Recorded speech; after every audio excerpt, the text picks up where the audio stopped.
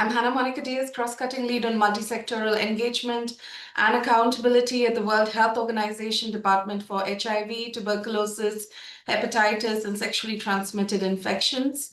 It is my great pleasure to welcome you to the first webinar in the End-TB Global Series, Operationalizing WHO's Multisectoral Accountability Framework on Ending TB, or MAF-TB, as many of you know it, and with a focus on planning to progress. This is a three-part webinar series on MAF-TB. It's organized jointly by the World Health Organization in collaboration with the TB Europe Coalition. It builds directly on last year's discussions that we've had on multisectoral engagement and accountability. For those of you who could not attend, recordings from last year's sessions are available. Our colleague Alia will share the links in the chat. This year, we will explore more on how to operationalize the most critical steps of the multisectoral accountability framework on TB and strengthen intersectoral collaboration and accountability across key sectors. I warmly encourage you to mark your calendars for the upcoming sessions on 11 November and 9 December. Today, in this first webinar, we'll do a deep dive into how countries and partners are transforming End-TB commitments into concrete results, turning vision into accountability, and accelerating global progress towards ending TB. I wish it's an engaging and productive session, and it's my pleasure now to hand over to today's moderator, Yulia Kalancha, Executive Director of TB Europe Coalition. Over to you, Yulia. Thank you very much, dear Monica, and good afternoon, good morning, wherever you are, dear colleagues, partners, and friends. And thank you for taking the time to join this important webinar. And for your convenience, simultaneous interpretation is available in 3 languages: English, French, and Russian, and detailed instructions are now in the chat. So I'm kindly ask all participants who are not speaking to keep their microphones muted. And today we have planned 2 interactive sessions and with the opportunity to engage with the speakers. And between these sessions, you may also leave your questions or comments in the chat, including to which speaker your question is addressed. And of course, after the webinar, all registered participants will receive the speaker's presentation and the video recording in all available languages. You will also receive an invitation to the next 2 webinars in this series. Dear colleagues, please help us to mute participants. And now it's my pleasure to hand over to Dr. Teresa Kasaeva, Director, WHO Department for HIV, TB, hepatitis, and STIs, for welcoming remarks. Dear Teresa, please, the floor is yours.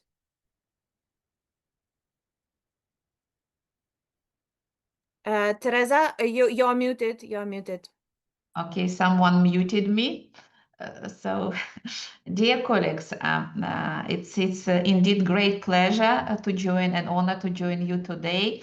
And thank you, Yulia, for a very warm welcome and introduction in my new capacity and new role as a director of the newly created Department of HIV, TB, hepatitis, and STIs.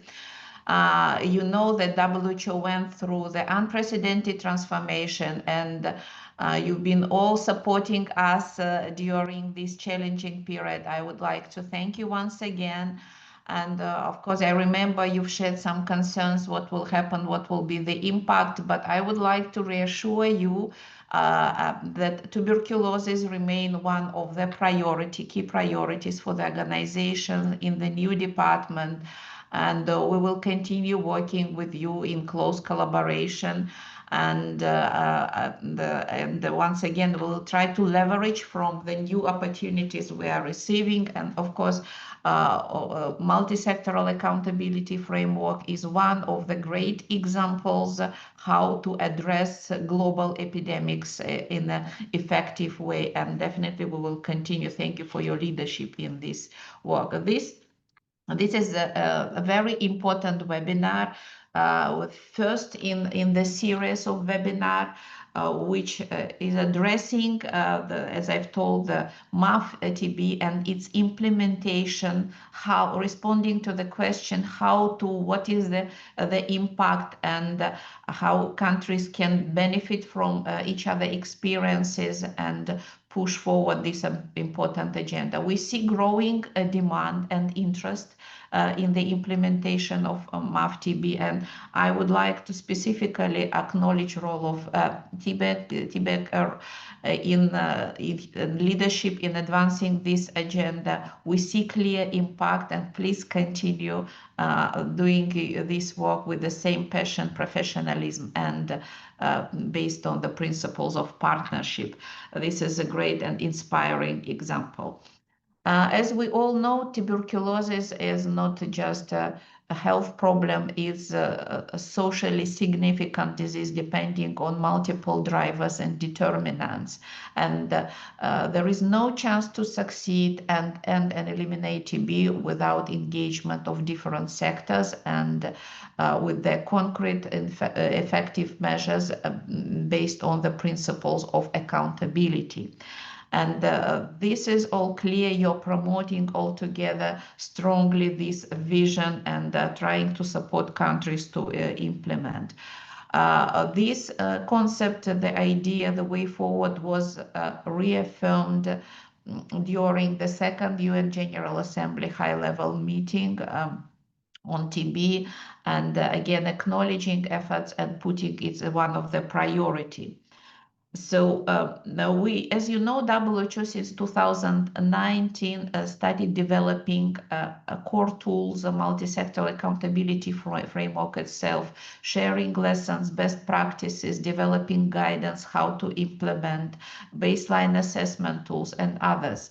There are excellent examples in the countries of adaptation and development, country-specific tools, and this work shows that when there is a real commitment followed by the actions, we can see also the impact. Dear colleagues, today I am especially pleased that 6 countries will present how they are intensifying their colleagues. If you will mute, I would be pleased. We also welcome engagement and support from UNITAID and Global Fund, who will also share their vision why MAF-TB is critical from donor and partner perspective. We hope that this webinar will facilitate learning and building collective strengths and moving forward together. I urge you all to stay focused. Use MAF-TB to keep TB high on national agendas, track progress, align efforts across sectors, engage communities, and ensure no one is left behind. We cannot afford to lose momentum. The people affected by TB are counting on us. And in this unpredictable world, this is the only one way to protect their rights to health, or to save their lives. We should be still strong with our messaging. Yes, we can end TB together. Thank you. Thank you so much, dear Teresa, for your inspiring words and basically for your personal commitment to end TB and for WHO's longstanding support for multisectoral partnership and accountability. And we believe that through the joint efforts of partners from the public sector, civil society and community, from international organizations and donors, and of course with the WHO support, the MAF-TB will gain momentum and be operationalized across countries worldwide. And these interactive webinars are designed to help countries move from commitments to the practical implementation of MAF-TB. And moving forward, dear partners and dear speakers, before we move to the presentations, may I invite you, everyone, to switch on your cameras now, if possible, of course, so we can take a photo to commemorate this webinar. So I would appreciate if you can switch on your cameras so that we can make a memorable photo for all of us. Alia, can you please lead us? Yes, thank you very much for switching off the presentations. Great. Alia, can you lead us? Show us something, say us something. We are doing, as we are quite a big number here, so more than 150 participants. Our colleagues Alexandra Vasilenko is taking photo of all the pages because we are a lot today. So please keep smiling. You never know when the photo will be taken. Ala, are we fine? No, so we are keep smiling, dear colleagues. I know that it's kind of a hard work, but we want to keep you all on our photos and share it with all the TB community and civil society through our social media, through our website. So it would be great. And we will, of course, share with all of you all the photos. Okay, Alexandra is showing that everything is fine. So thank you very much. And as I already said, that as usually, we will share all photos, all the recordings and other information of today's webinar on WHO and TB Europe Coalition resources. And of course, if you would like to keep your video on, it would be great so that we can see the interaction with you. And before we begin the first presentation, a quick reminder on how to view the slides in your preferred language. And my colleagues Alexandra will share the technical instruction in the chat. So on the top of the toolbar, please open screens to show and select your preferred language for the presentation. So basically, just an example, for Russia, you need to select presentation in Russian. For English, you need to select presentation in English. And for French, you need to select presentation in French. And detailed instruction, as I said, should be already in the chat. And if you have any questions about how to view the slides or you have any issues, please post those questions in the chat and we will respond promptly and help you resolve any issue. And we kindly ask all participants not to share their screens as your desktop will be visible to everyone, and to keep microphones muted, please. Just keep your microphone muted during speaker's presentation. And to support accurate simultaneous interpretation, we also kindly ask speakers to avoid speaking too quickly and to keep the allotted time. And with the housekeeping complete, it's my great pleasure to invite Hannah Monica Diaz, cross-cutting lead TB and multisectoral engagement of the WHO Department for HIV, TB, hepatitis, and STIs. Monica will set out the prerequisites for MAF-TB, will walk us through the 10 key steps for national implementation, and will provide the global snapshots of achievements to the date. So Monica, please, the floor is yours.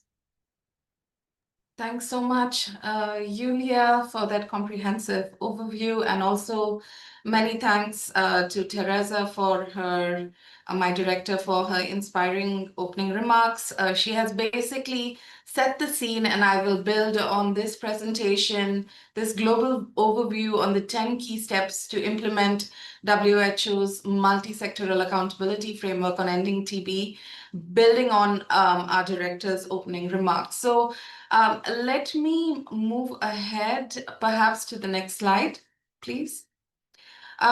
So as you all know well, and please keep clicking, if you look at the TB patient pathway, it basically requires action across all of the sustainable development goals. So while SDG 3 is the core when you're looking at health, if you look at the pathway, there are so many elements. TB is a disease driven by undernutrition, stigma, poverty, etc. And so there is action needed across all of the social determinants.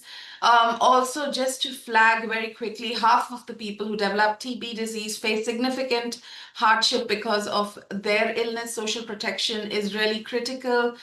Because of this, for people with drug-resistant TB, it's even more severe. Please move ahead. And here is data from last year's global report where you can see the data to show the various attributable risk factors to TB to showcase this. Next slide, please. Now, if you go ahead, the good news is, and this is what Teresa mentioned as well, we have several high-level commitments building on WHO's NTB strategy in 2015 to the Global Ministerial Conference, where multisectoral engagement and accountability was put in the spotlight.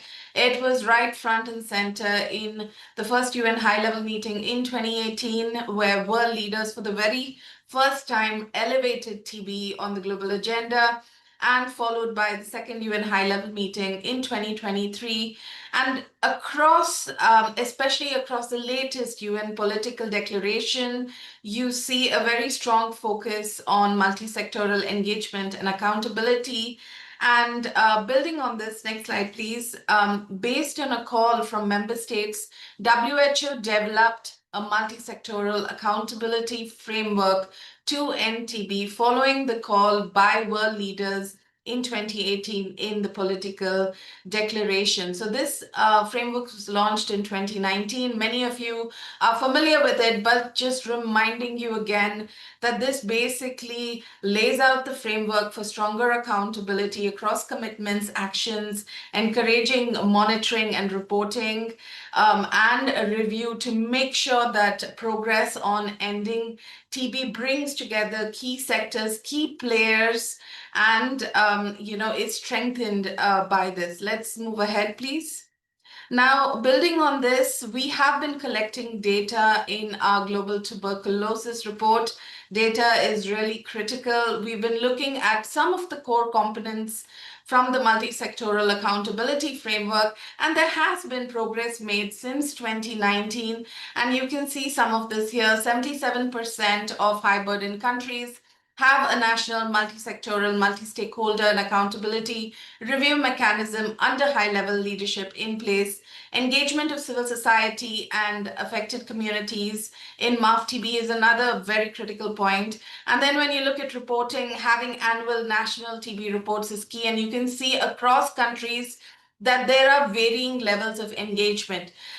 So when you look at the high burden countries, you can see greater engagement. When you look at some of the regions, you can see that there are gaps in certain areas. Now, if you move to the next slide, we've also been collecting data on the different sectors or ministries that are engaged in the TB response. And this is data from 2024 based on data reported by national programs. And then you can see here the different sectors that are engaged and what they are engaged in. For example, the Ministry of Defense is very engaged in TB prevention and care. The Ministry of Education is extremely and rightly engaged in advocacy, information, education, communication. The social development sector is engaged in patient support. Next slide, please, to give you a few examples. And then when you look at the engagement across countries and regions, again, you can see, which are the sectors most engaged. And you can see in certain regions, for example, here you can see in the Southeast Asia region, for example, education sector is very engaged. In the Western Pacific region, you can see the finance sector is strongly engaged, etc. So again, this data is available in our global report. We have a special feature topic on this. And we will be launching our new global report next month, and you will see new data coming out on multisectoral engagement and accountability. We'll have a feature topic on it and just flagging it for your attention. Next slide, please. Now, to enable the rollout of the multisectoral accountability framework, WHO has developed core guidance. We have an operational guide, which basically outlines the key steps required for implementing the multisectoral accountability framework. What are the essential components, across all 4 components? What are the key steps? How can MAF-TB be incorporated into national strategic plans or into implementation work plans? And how can this be sustained? What are the sustainability measures? If you go to the next slide, you will see that there are 10 key steps. And this is just to remind you about the 10 steps. The first is to enable a conducive environment to initiate MAF-TB at national or local level. Again, here it's very important to have high-level leadership. I'll show you a few examples in a bit. Having a baseline assessment or a progress assessment, either standalone or building on program reviews, for example, is a key step. The third step is to have in place a multi-sectoral coordination and review mechanism at the national level. Again, it's very important, or it would be positive, to have highest level leadership with coordination by the Ministry of Health. Then, of course, the fourth step is on establishing links with key priority sectors and ministries. The fifth step is developing a MAF component or in a national strategic plan or an implementation plan. Then, of course, we have steps on strengthening advocacy, resource mobilization, implementation of core WHO recommendations and guidelines, ensuring equitable access to care, rights-based TB services, and of course, the important steps of undertaking regular monitoring and reporting on national MAF-TB implementation and ensuring periodic reviews. This is really critical to move forward the TB response. Next slide, please. And we also have a best practice document that's being updated at the moment, but we do have 21 case studies. If you would like to see the examples, the positive examples being implemented across countries, across UN agencies, please move ahead. I would like to also share with you the fact that we have several key opportunities with this work on multisectoral engagement and accountability to have highest level leadership, because ending TB, as Teresa rightly pointed out, is not just a health issue. It needs action across all of the other sectors. And for this, it's important to have highest level engagement with coordination, of course, by the Minister of Health and with the Ministry of Health and the national program. Here, for example, you can see in China, where we've just returned from recently, we have WHO Goodwill Ambassador, Her Excellency Professor Peng Liyuan, who plays an important role. Then we have good examples across Indonesia, Nigeria, India, for example, where there's highest level leadership, and then of course the WHO as well. We have multisectoral engagement and accountability, very key component of our Director General's flagship initiative on ending TB, and this is important as well. Please move ahead. And I would just very quickly like to show you some examples. This is Brazil, for example, where you have President Lula, who has brought together an interministerial committee to end TB with 15 other socially determined diseases. Again, a very critical movement on ending TB across sectors. And then next, I would like to show in the next slide, please, the example of China. Again, they have a very strong multisectoral engagement. They have a TB-free community strategy, which brings together different sectors at the national level and at local levels as well, which has been critical. If you go to the next slide, there is also the example of Bangladesh, where multisectoral engagement and accountability, please click, brought together different sectors. Yulia was a part of this, and of course launched by our director with the health minister of Bangladesh at that point, with the leadership in the country and different sectors. Here is another positive example. This is where we also held the first global MAF-TB forum. And if you go ahead, we also have the example of Uganda from November last year, where you can see that we used MAF-TB again to bring together sectors under an under a national campaign to team up to end TB. All this is just to showcase that we do need, when you look across the 10 steps, we do need all of this high-level engagement with the engagement of different sectors, and all of this should trickle down all the way down to the grassroots level.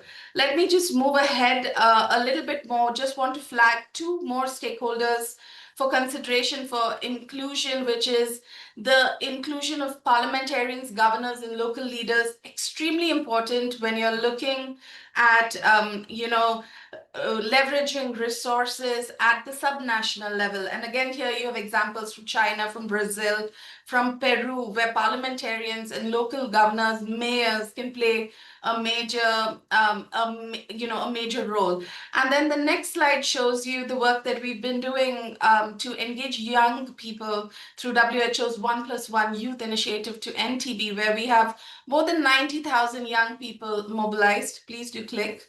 And this has been critical as well to bring together action across sectors to end TB. And then at the global level, the next slide, please, you can see that we have, just to flag to you that we as well convene UN agencies, partners together, civil society together. We have a global multi-stakeholder and multisectoral platform to take this work ahead. So to conclude, if you go to the next slide, we are looking at accelerating MAF-TB rollout to ensure operationalization. It's really important to have high-level leadership, to have local leadership, to build engagement across sectors, have youth, and the importance of periodic reviews and assessments. This is also very key for visibility and high-level engagement. So now, in my very last slide, as you can see, I would just like to thank you all for joining. And as we are looking at ending TB, we need all hands on deck. We need your engagement. Thank you very much. Dear Monica, thank you so much for your insightful overview and your personal extensive work supporting countries and regions worldwide in developing multisectoral response to TB. And we all heard now how under WHO's leadership, many countries have already made progress in implementing MAF-TB. And we hope that this is further example will motivate those who are just beginning this journey. And thank you again for all your work, dear Monica. And while we are waiting for the Q&A session, dear participants, you can address your questions to Monica in the chat. And moving forward, I suggest we look at practical tools that can help stakeholders at the country level to implement MAF-TB. And our partners in countries often face the question of how to move the practical implementation of MAF-TB and how to integrate this activity into the national context. And at the TB Europe Coalition level, drawing on more than 5 years of supporting MAF-TB implementation in countries, we have compiled practical recommendations and resources that we would like to share. And with that, I hand over the floor to my colleague Alexandra Vasilenko, Communication Manager and MAF-TB Lead at TB Europe Coalition. So Alexandra, the floor is yours. Большое спасибо, Юля. Здравствуйте, уважаемые коллеги. Thank you, Yulia, and hello, dear colleagues. And for me, this is a great opportunity to share with you the developments and elaborations of the European Coalition to fight TB and our country partners regarding practical implementation of some key steps within MAF-TB. And this is what national stakeholders can do to launch or continue implementation of the mechanism of multi-sectoral accountability in their countries. And these are going to be the practical steps that that we are already implementing. Our regional advocacy network, civil society network, for more than 5 years has been supporting WHO and national partners to implement MAF-TB. In our work, we have faced barriers in the form of excessive alertness or a cautiousness about implementing this mechanism. And in order to avoid these doubts or some bias about some organizational or technical difficulties that might arise, let us present this information about how MAF-TB can be included organically into national processes. MAF-TB, it is not something separate. It is nothing isolated from the work, TB work that is being implemented in countries. MAF-TB, it is rather about formalization and the expansion of the multisectoral response to TB that's already in place in order to scale it up and, what's important, in order to ensure sustainability. Now I'm going to speak about some instruments and approaches that are being successfully applied in countries to operationalize several steps, key steps for MAF-TB. Next slide.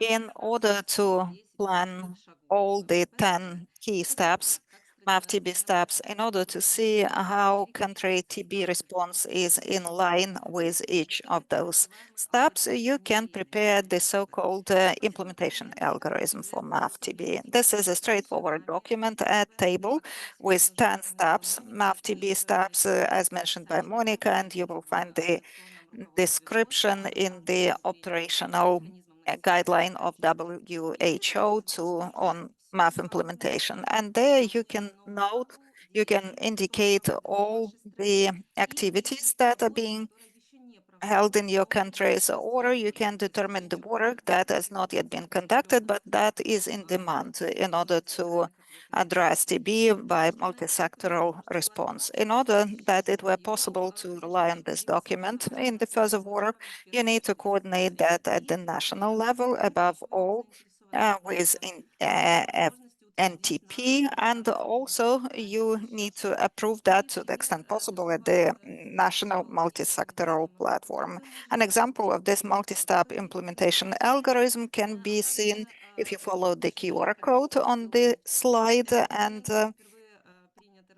and this document was first adopted and developed in Ukraine, and further on other countries in our region of Eastern Europe and Central Asia started developing this similar documents. And please, can you mute yourself if you are not speaking now, so that we could continue? Thank you. So, dear colleagues, we suggest that you in your countries also work to develop this straightforward but very helpful document to further promote MAF-TB implementation. Next slide.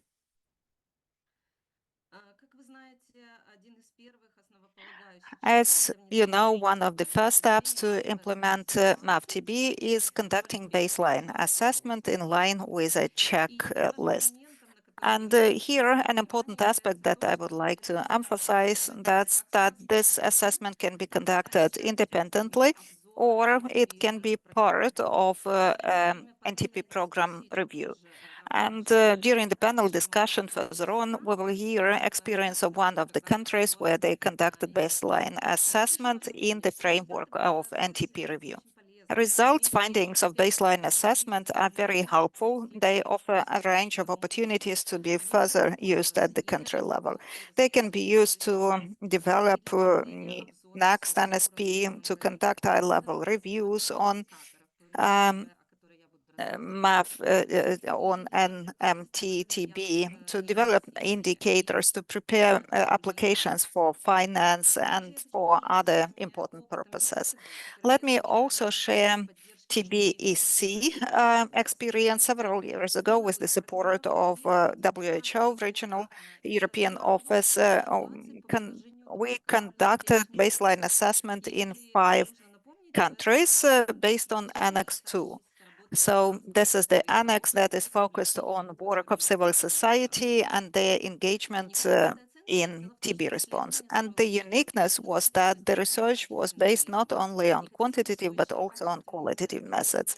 And even though qualitative methods are not the mandatory requirement, they were used to obtain deeper insight.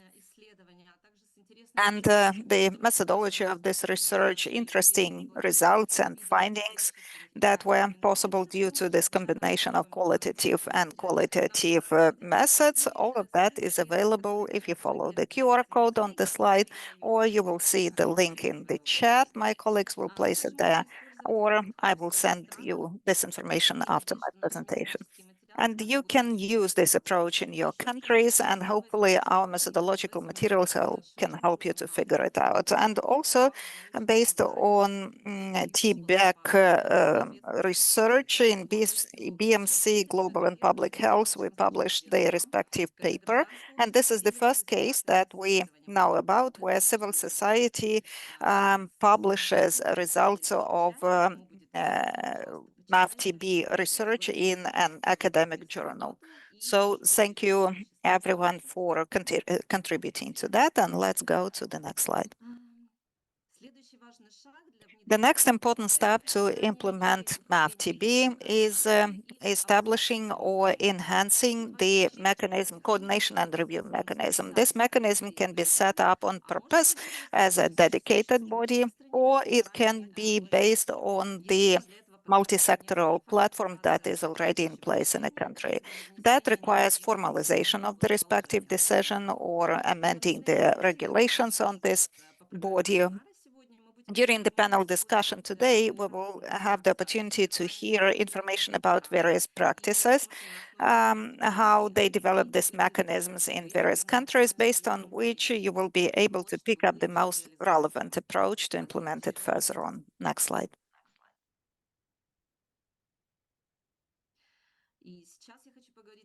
Now, I'd like to mention another tool that could be helpful to implement step 4 of MAF-TB. To expand engagement of the respective sectors, it is possible to use MAF-TB indicator metrics. The idea here is that for each of the 20 sectors or areas, as suggested in the WHO guideline on MAF implementation. So based on that, you come up with some key aspects. For each sector, it is possible to set main roles and duties of this sector in the framework of MAF-TB, to determine responsible ministries, departments, other public or non-public authorities that could be engaged into implementing the respective tasks within this sector. And of course, it is possible to decide on the extensive list of possible indicators of contribution of the respective ministries and departments and stakeholders, indicating the timeline and the frequency for certain activities. Let me mention that this takes time.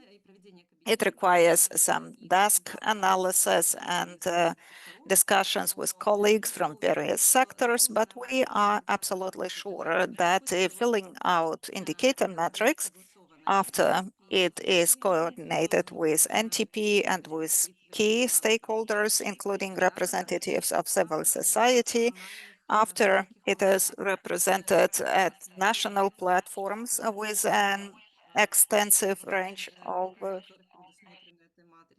and the participants of stakeholders. So after it is coordinated with the respective bodies, after that, the metrics can significantly support your work to develop the commitments in the framework of NSP. So the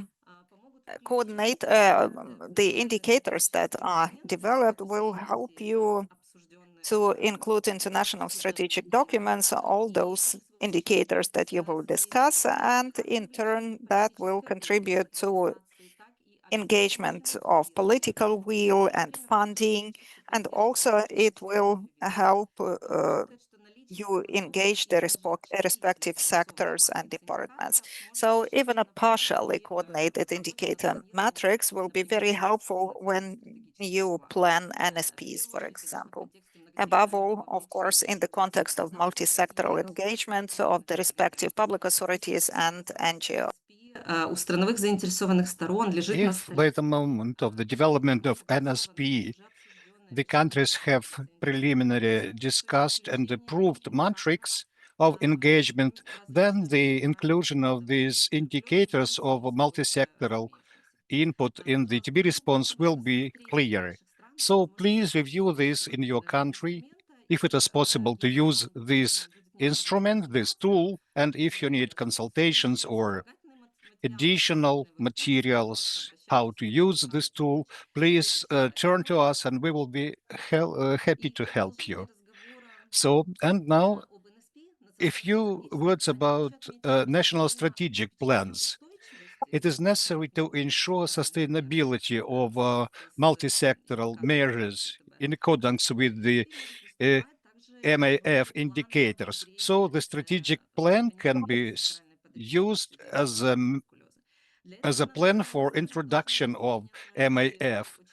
For this purpose, at the national level, it would be good to adopt such a decision on the national level officially, and this option can be described in the specific fifth steps of this 10-step algorithm of MAF introduction. And when this mechanism is approved on the national level, it should include this item that the country has decided to introduce these MAF plans into its national strategic plan to respond to TB.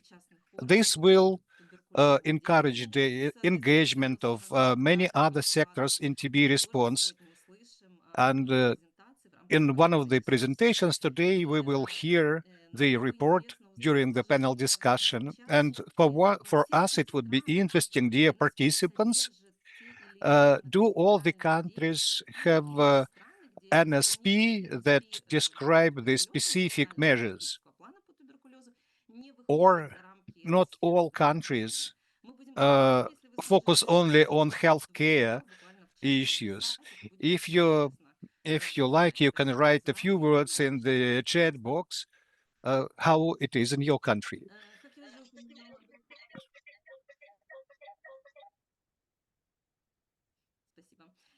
Thank you. As I already mentioned, new practice of introduction of different steps of MF introduction, we will hear how it is implemented in the EECA region and in the African region. And these mechanisms are introduced with the help of the UNITAID, and we will hear the presentation from the UNITAID representative, and we encourage you to strengthen political will in your countries, political commitments to move forward. And I would like to tell you that many of these tools developed by the TB Europe Coalition and other partner organizations, they were already implemented, and key stakeholders were involved in these activities. And I would like to underscore once again that at the national level, there is a need to increase cooperation between the MAF and national strategic plans. And in many countries, we see how these mechanisms and approaches are being developed. And I would like to thank you for your attention. And I hope that these specific steps for the implementation of this mechanism will be useful for you. If you have any questions, you can turn and write to us or contact us through our website. And once again, thank you for attention.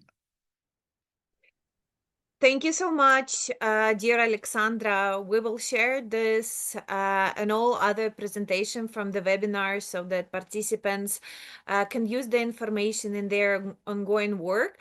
And it is really important that all the tools that was developed by TBEC, it was done in a very close collaboration with WHO Europe colleagues, and we really appreciate their engagement as well.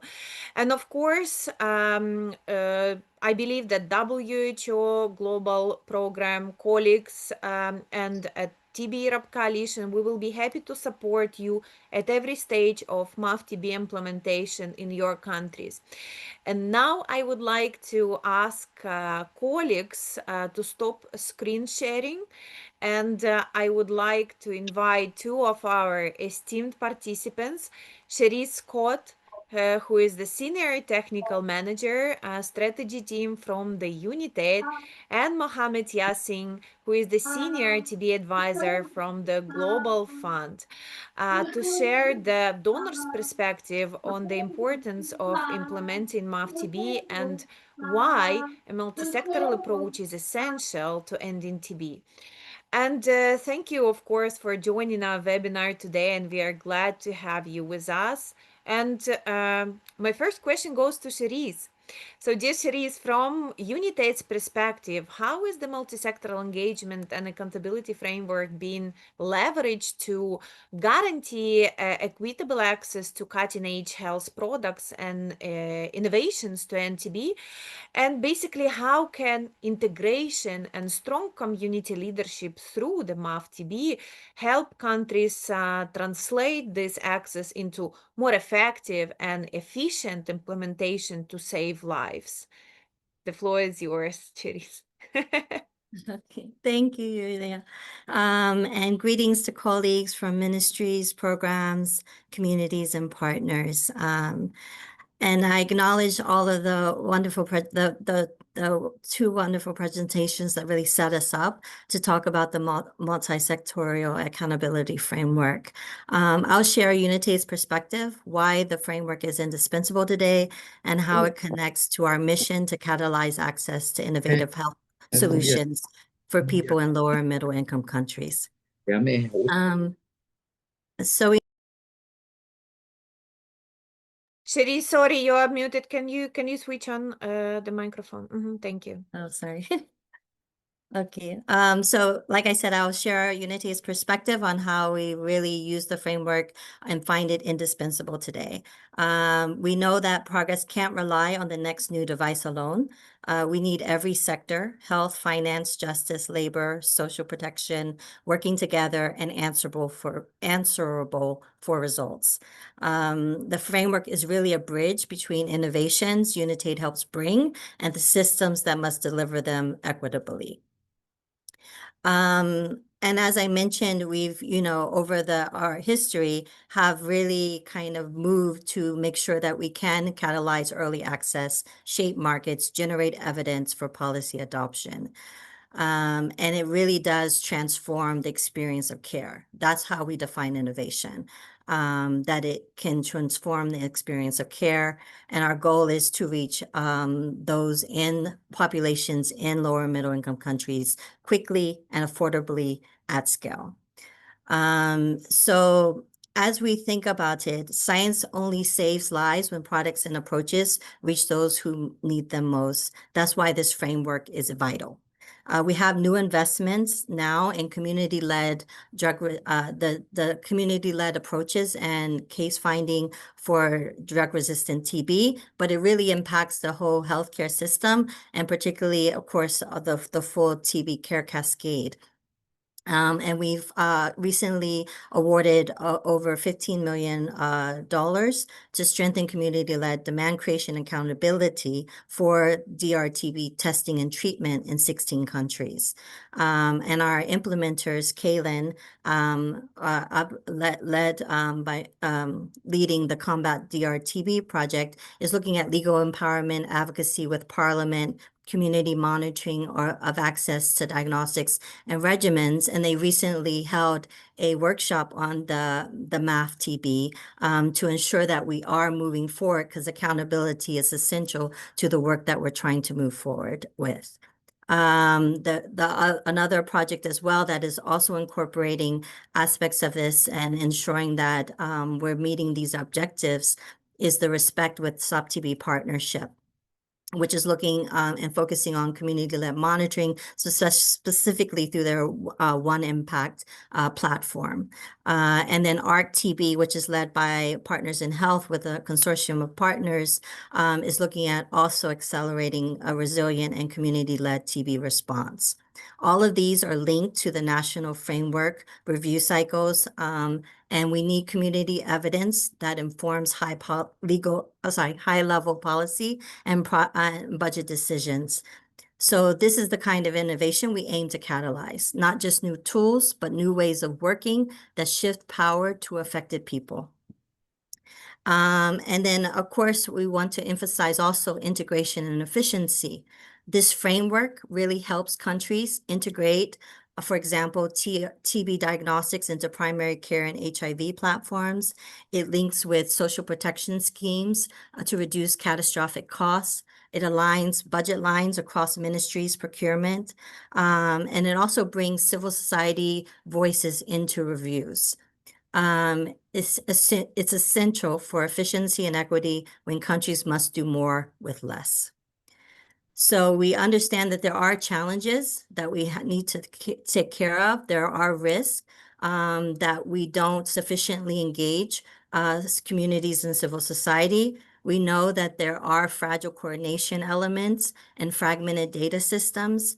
So we need to really invest as a community, and particularly donors like us, Unitate, we're committed to trying to do that as best as we can, ensuring that data platforms are linking community monitoring to dashboards, dedicated capacity for multisectorial reviews, and predictable funding for community networks.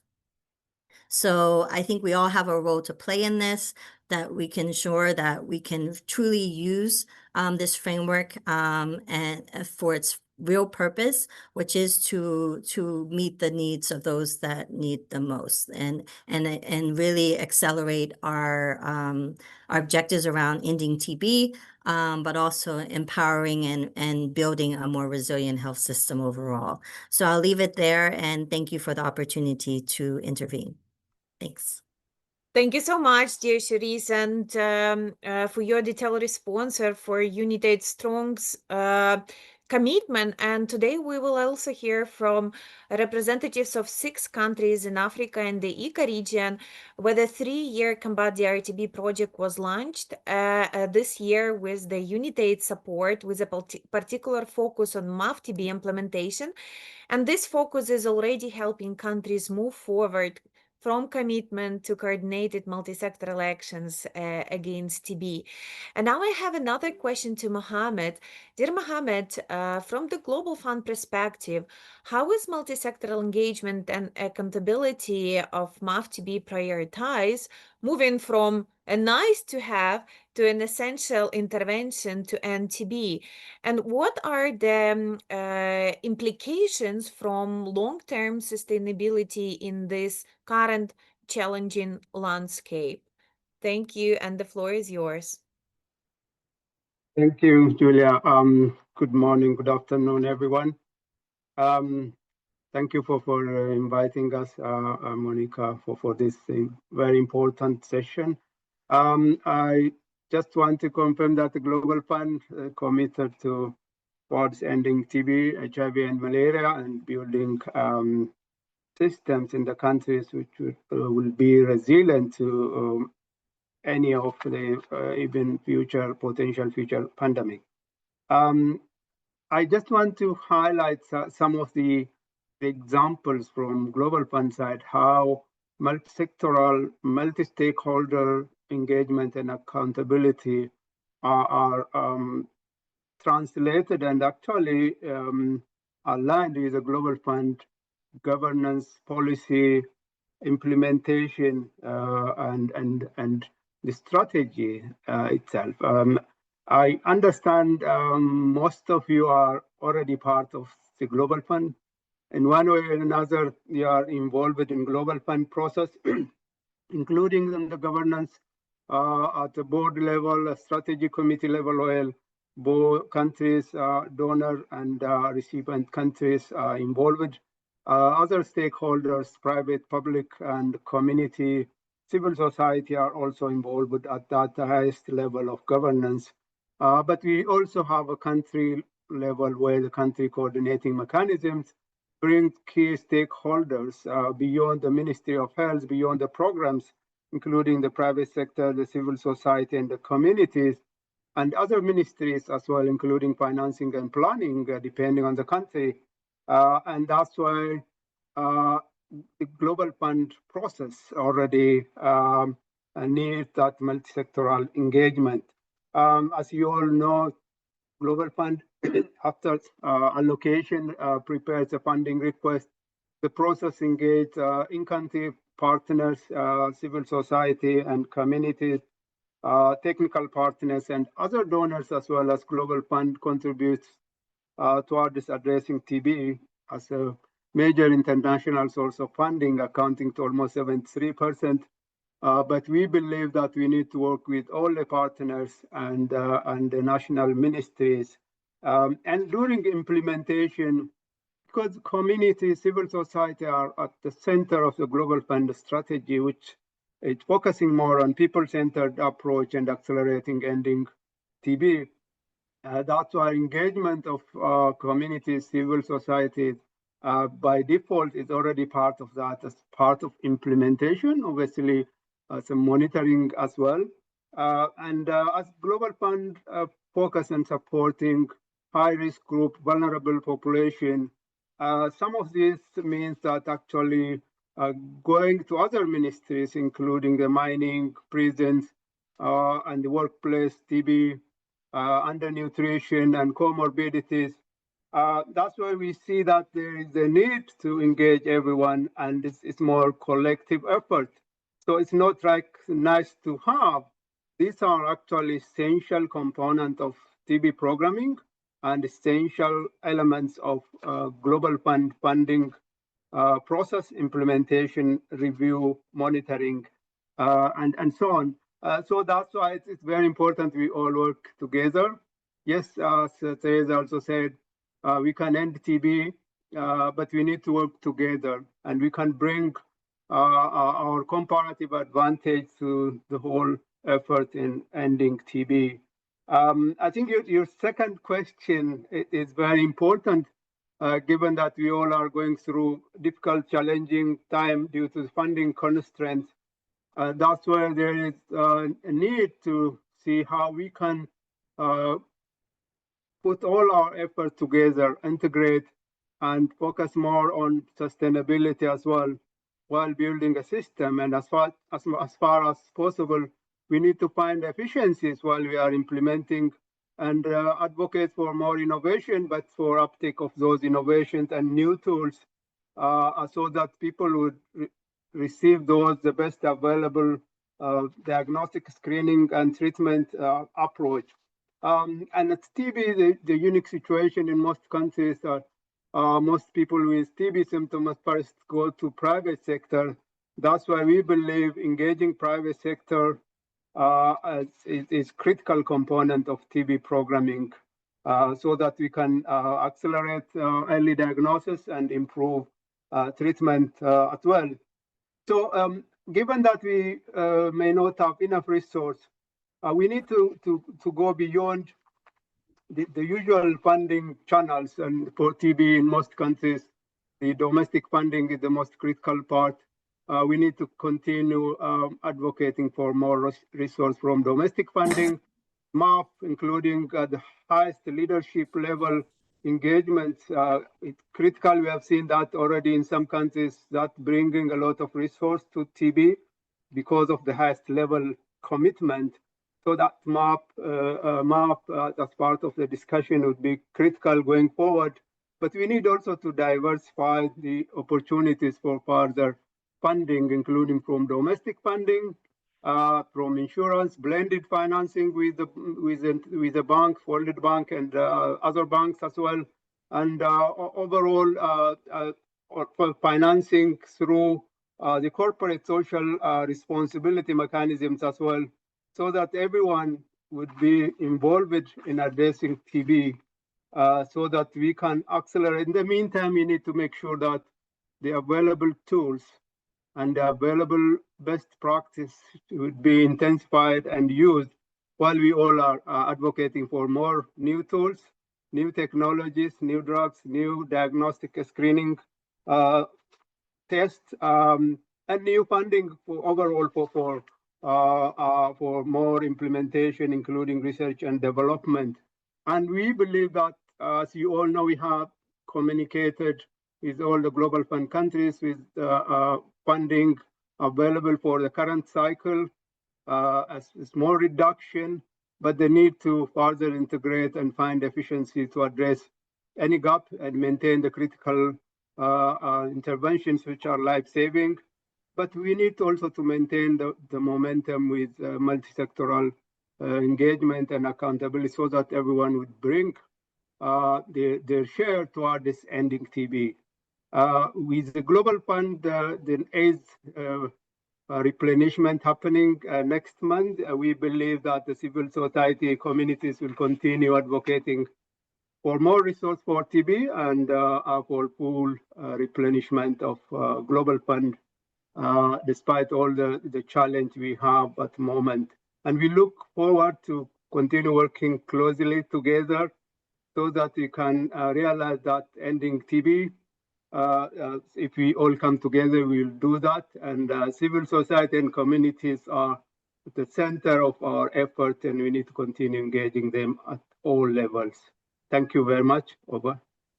Thank you very much, dear Mohammed. Thank you for your position on MAF-TB and for your longstanding global support for countries in combating TB and other socially significant diseases.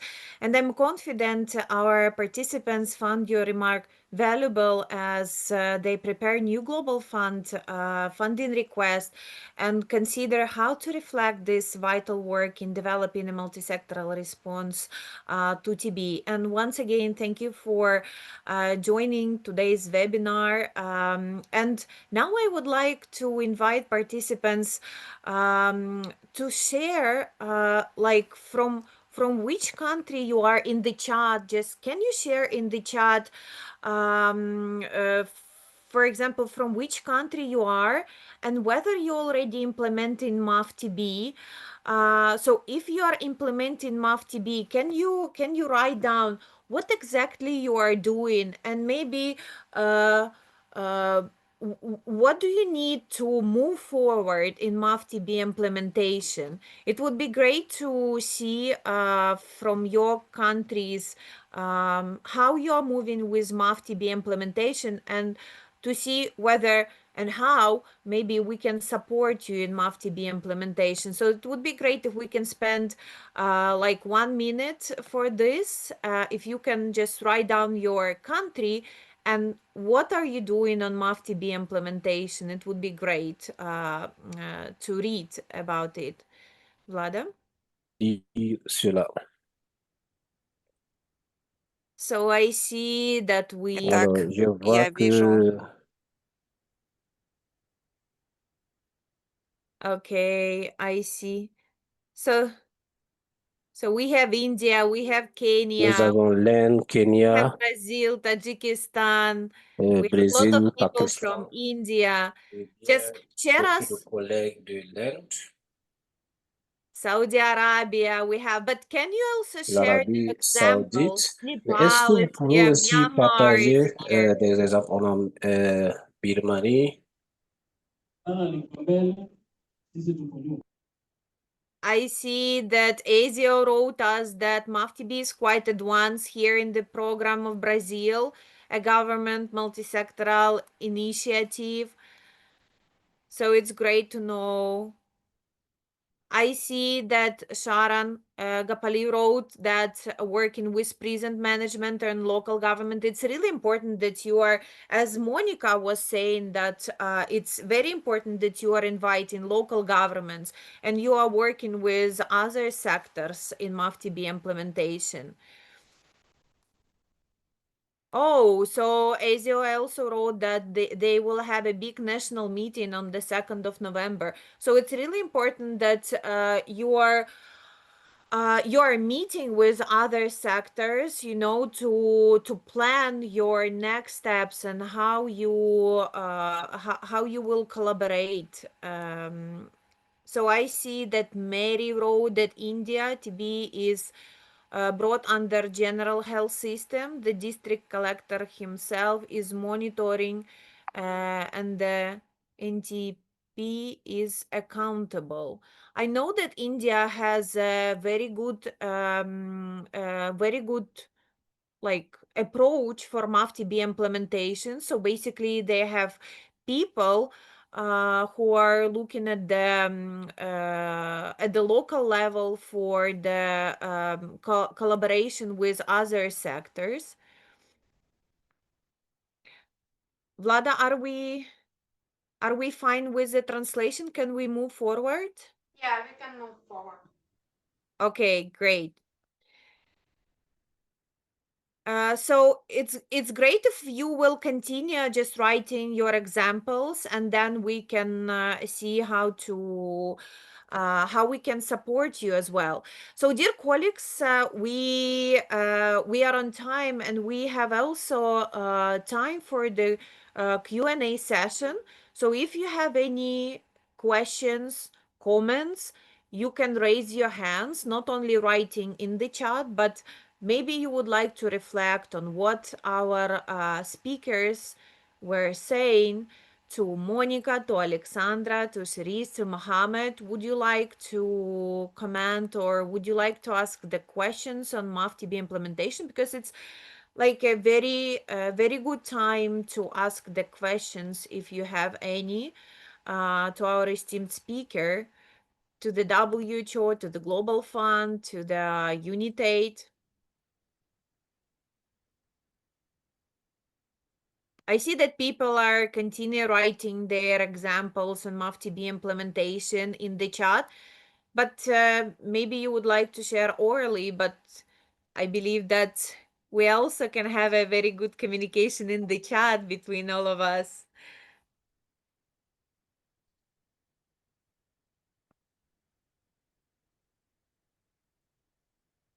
I don't see any hands right now. Maybe I'm missing someone, but Monica, do you see any hands, colleagues? I do not see. Okay, I believe that everything was so clear and everyone knows what to do with MAF-TB implementation, so that there are no questions, no comments. But I see that people are really good in MAF-TB implementation in their countries. And we will just review all your answers and see what is happening in your country. So it's great to hear that you are moving forward. I see Ezio. Ezio, please switch on your mic and camera if you would like, so that we can see Yes. you. Hi. Great to see you, Yulia. So just to Ezio, you're muted. am I? We Am can't I? hear you. I see that your mic is on, but we can't hear you.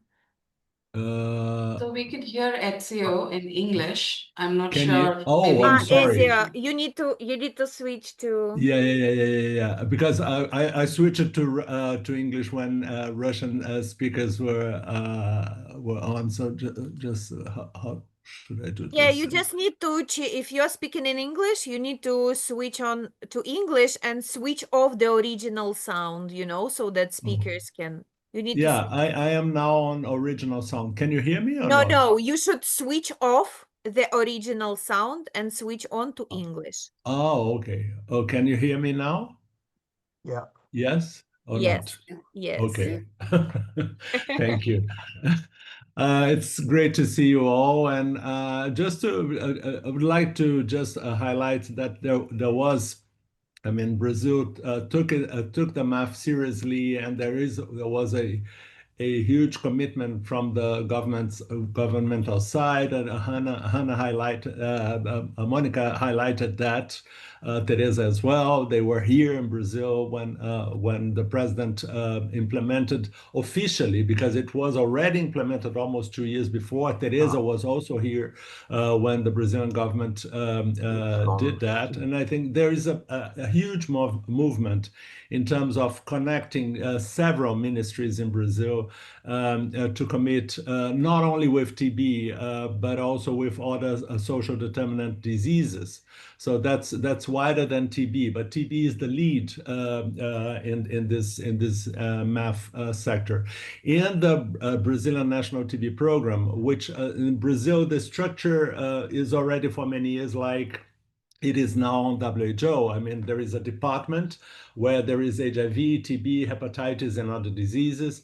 And so we are, WHO recommended that we did it, but we did it before WHO did itself. But in this aspect, there are people from the department which are dedicated to the MAF. The MAF structure, because it's a huge structure. It's called a program called Brasil Saudável in Portuguese, which means healthy Brazil. As I said, take care of several social determinant diseases. So this engagement is happening from several aspects and in several diseases, but and all communicating all the time with the civil society. There is a participation on that. So the implementation in Brazil, we have a federal system, so there is a federal initiative, but the states and the municipalities have to engage in this three-level governmental initiative. So it's an intergovernmental in terms of and intra-governmental, so that everybody, all the levels of governments in Brazil have to adhere to this initiative. It is going very well in many aspects. Some diseases made huge projects in between. I mean, TB is advancing. I mean, there are many initiatives happening in state levels and in different states in Brazil and in some municipalities we are seeing advance. So I think that I would love to see more of that in our region and in other parts. So I'm very excited to see that. And I would like to highlight that TBEC and you guys in Eastern Europe have pioneered that, and you have been in the leadership of this initiative. I mean, Teresa, since she joined WHO in 2017, is very committed with that. She did that in Russia, yes.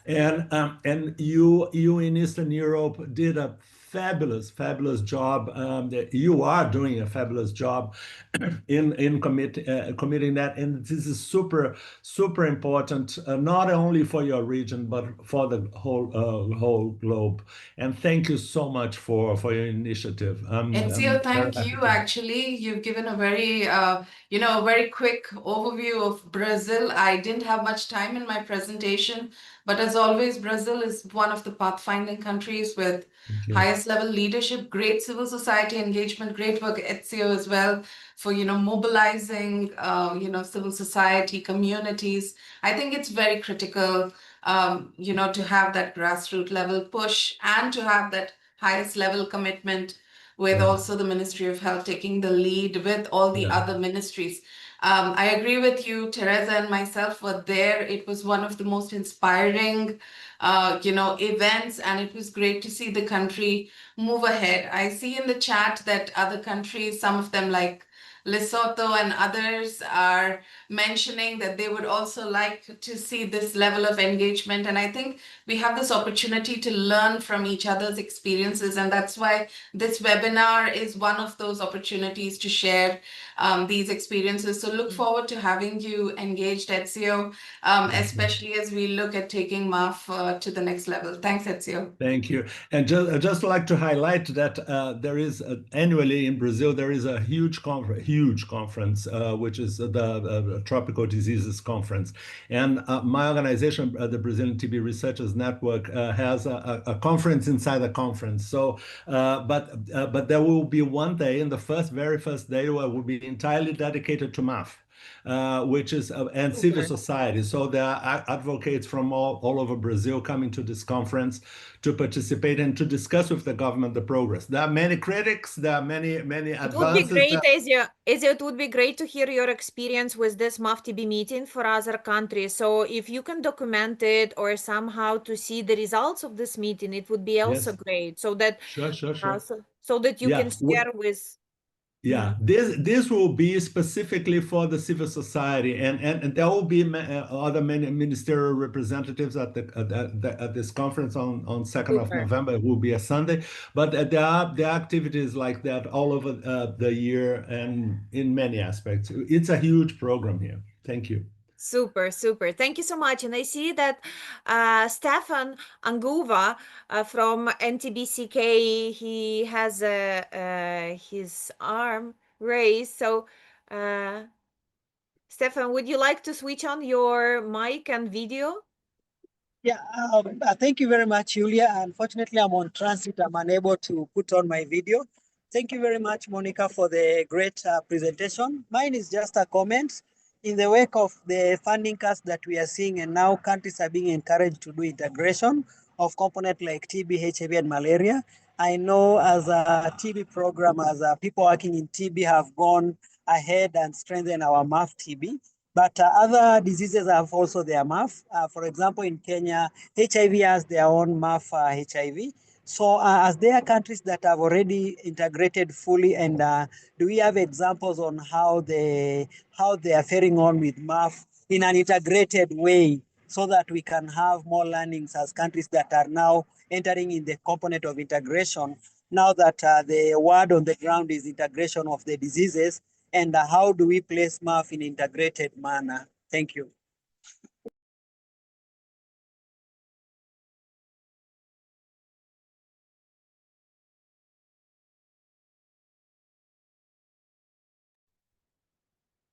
Stephen, thank you for that overview, Julia. I think that was also very interesting, and Stephen is also one of the core advocates that we have. So, and also you've been part of our youth engagement work. So just jumping in very quickly, Julia, just to also thank Stephen for the work done in Kenya and the collaboration.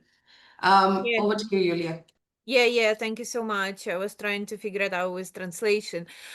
So, dear colleagues, please keep in mind that we have our esteemed donors at our webinar, which is not always the case at the webinar. So please take a moment to think and maybe to address your questions, your comments, and use this opportunity in full. Or you can also send your message in the chat. So that maybe we can move forward if there are no immediate reflections on what Mohammed and Cherise was saying. But I believe that there was a lot of things to reflect on after their speeches. But please keep in mind that there will be other Q&A session scheduled at the end of the webinar, and I believe now we can move on to an engaging panel discussion with our representatives from 6 countries in the Africa region and the ICA region. And among our speakers, we are pleased to welcome NTP managers, representatives of the Ministry of Health, coordination bodies and committees, civil society and communities. And we will hear from colleagues from Nigeria, Tajikistan, Kenya, Moldova, Zimbabwe, and Ukraine about their countries' unique approaches to implementing one of the MAF-TB steps, which was highlighted by Monica in her first presentation. And I want now like to invite Dr. Abioma Chijokia-Kanira, Deputy Director and Monitoring and Evaluation Manager for the National Tuberculosis, Leprosy and Buruli Ulcer Control Program of the Federal Ministry of Health and Social Welfare of Nigeria, to speak about Nigeria experience in conducting MAF-TB baseline assessment as part of the National TB Program Review. So, Dr. Abioma, the floor is yours. We can see, we almost can see you. Okay. Okay. So yeah, the presentation is on. Now? Yes, we can hear you. Yes, and can see you. Yes. Okay. Thank you very much. Please, can I have my presentation on, please? You just need to, dear colleagues, can you click the next slide, please, so that Dr. Abioma can see her slides. Obioma, if you can click presentation in English on top, you will be able to see your presentation. Okay. I think I'm fine now. Yes, okay. So good afternoon from Nigeria, everyone. My name is Obioma Kaniro. I work with the National TB Program Nigeria, and I'll be presenting operationalization of MAF using Nigerian experience. So I'll start by just stating that it's already known news that Nigeria contributes 20% of estimated burden in Africa, and this is very essential because if we can handle TB in Nigeria, we have done a lot in terms of Africa. But this burden in conjunction with the KAP survey we did in 2017 that shows that 24% of our general population know about TB has shown the reason why we have some kind of complication in terms of identifying these TB patients. That means that we need to put in effort, active effort, and do some collaboration with our stakeholders for us to end this TB. And additionally, the catastrophic cost survey, which we did in 2017, that shows that 71% of our TB patients and their household suffer due to TB disease. And most especially the fact that the burden of this suffering comes up just by the time they are able to enter the system of the TB treatment, means that we need to also do a lot in terms of collaboration. Next slide. And looking at what MAF represents, I think MAF is just an important tool, an intelligent tool to help us in terms of NTB. Because if you look at the top three indicators within the NTB strategies, you see that because the drivers of TB are mostly outside the NTB journey. Additionally, when you talk about social protection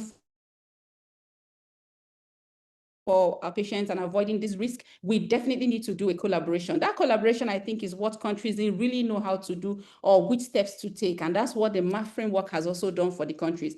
Looking at 2018 downwards, when the country was suffering with even identifying up to 25% of their patients, a whole lot was going on. Our mortality was 64 in 100,000 population, plateauing and having a lot of these patients or potential patients die of this disease. Then looking at Africa, we saw a lot of countries in Afro regions were particularly doing better than Nigeria. We're just about 24%. There was need for us to do something, but I think the help from WHO and partners to just bring us into perspective of what to do and the steps to take was very important. Next slide, please. So in 2020, something very interesting happened, and that was the EPI review and the NTEM review. And one of the collaboration, I think it was in 2019 in Hyderabad, India, where we had the NTB summit. Part of the discussions there was having a people-centered framework. I remember we had a lot of discussion in it. So as a program, we decided we're going to base our NSP based on that people-centered framework so that we can look at what we have in the system, what we have in the NTP, now see how to leverage the system for that. But comes AP review and NTM review, which also broaden the knowledge for us to ensure we take the multisectorial approach. So these are NSP. The next NSP we developed was based on people-centered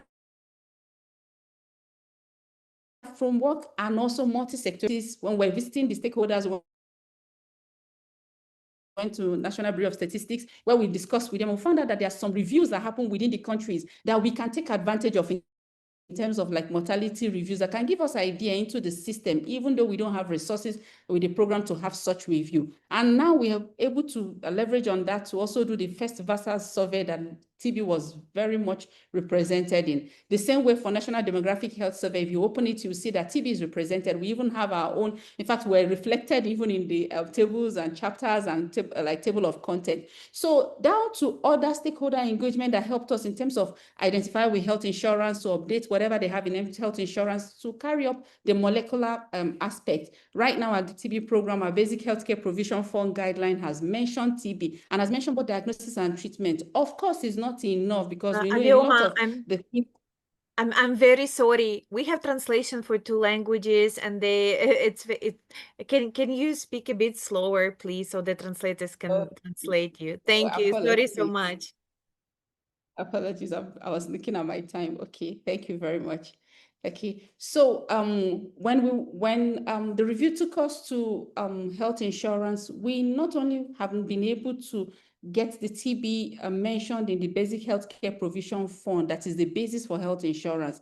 We have also been able to find ways to ensure that we update the test mechanisms into molecular tests and remove the AFB that was presently mentioned. And also, I know critically, the interaction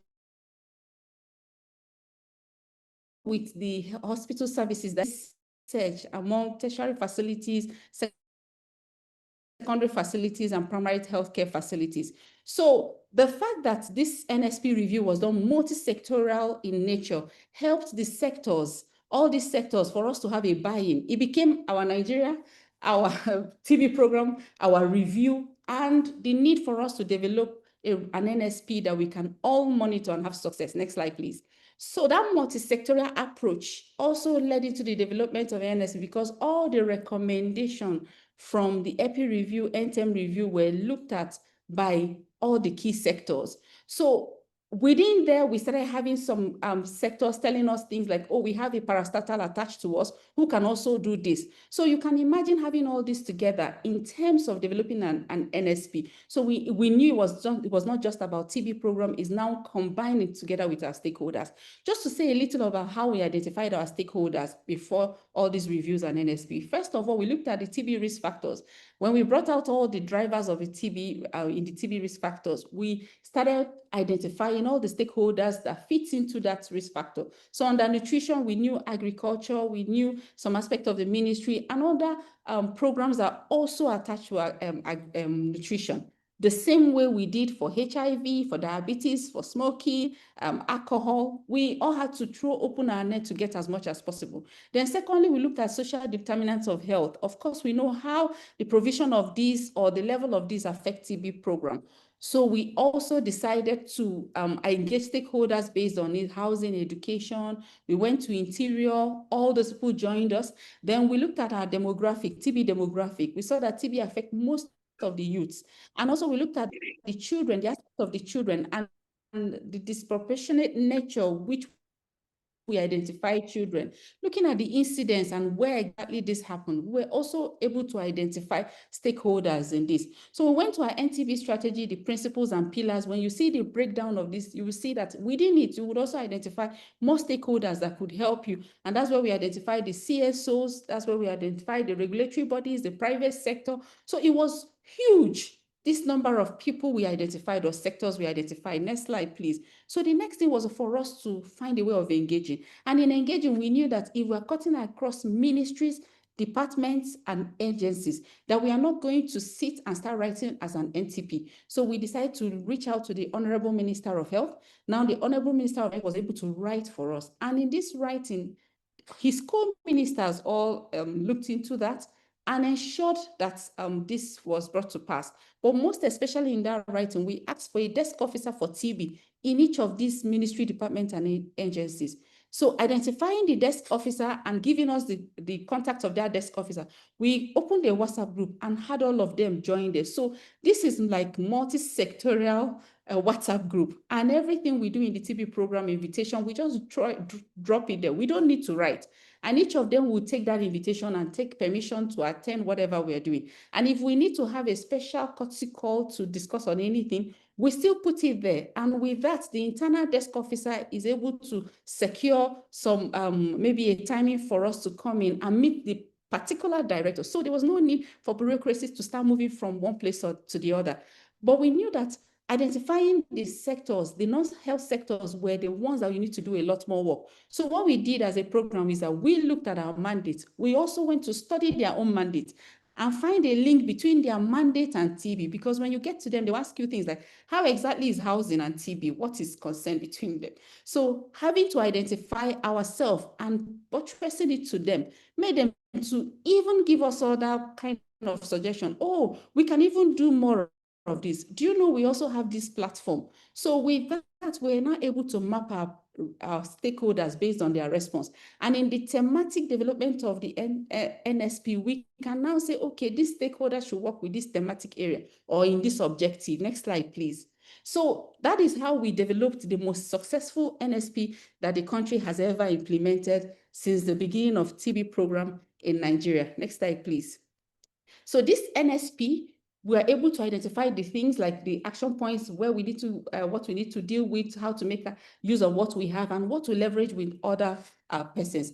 Next slide, please. So I'm not going to spend time on this slide because it's all been mentioned, but ensuring that we had all our stakeholders looking into the NTB strategy target was very important. So it's not just us, they are now committed to us. And I can tell you some kind of invitation I received.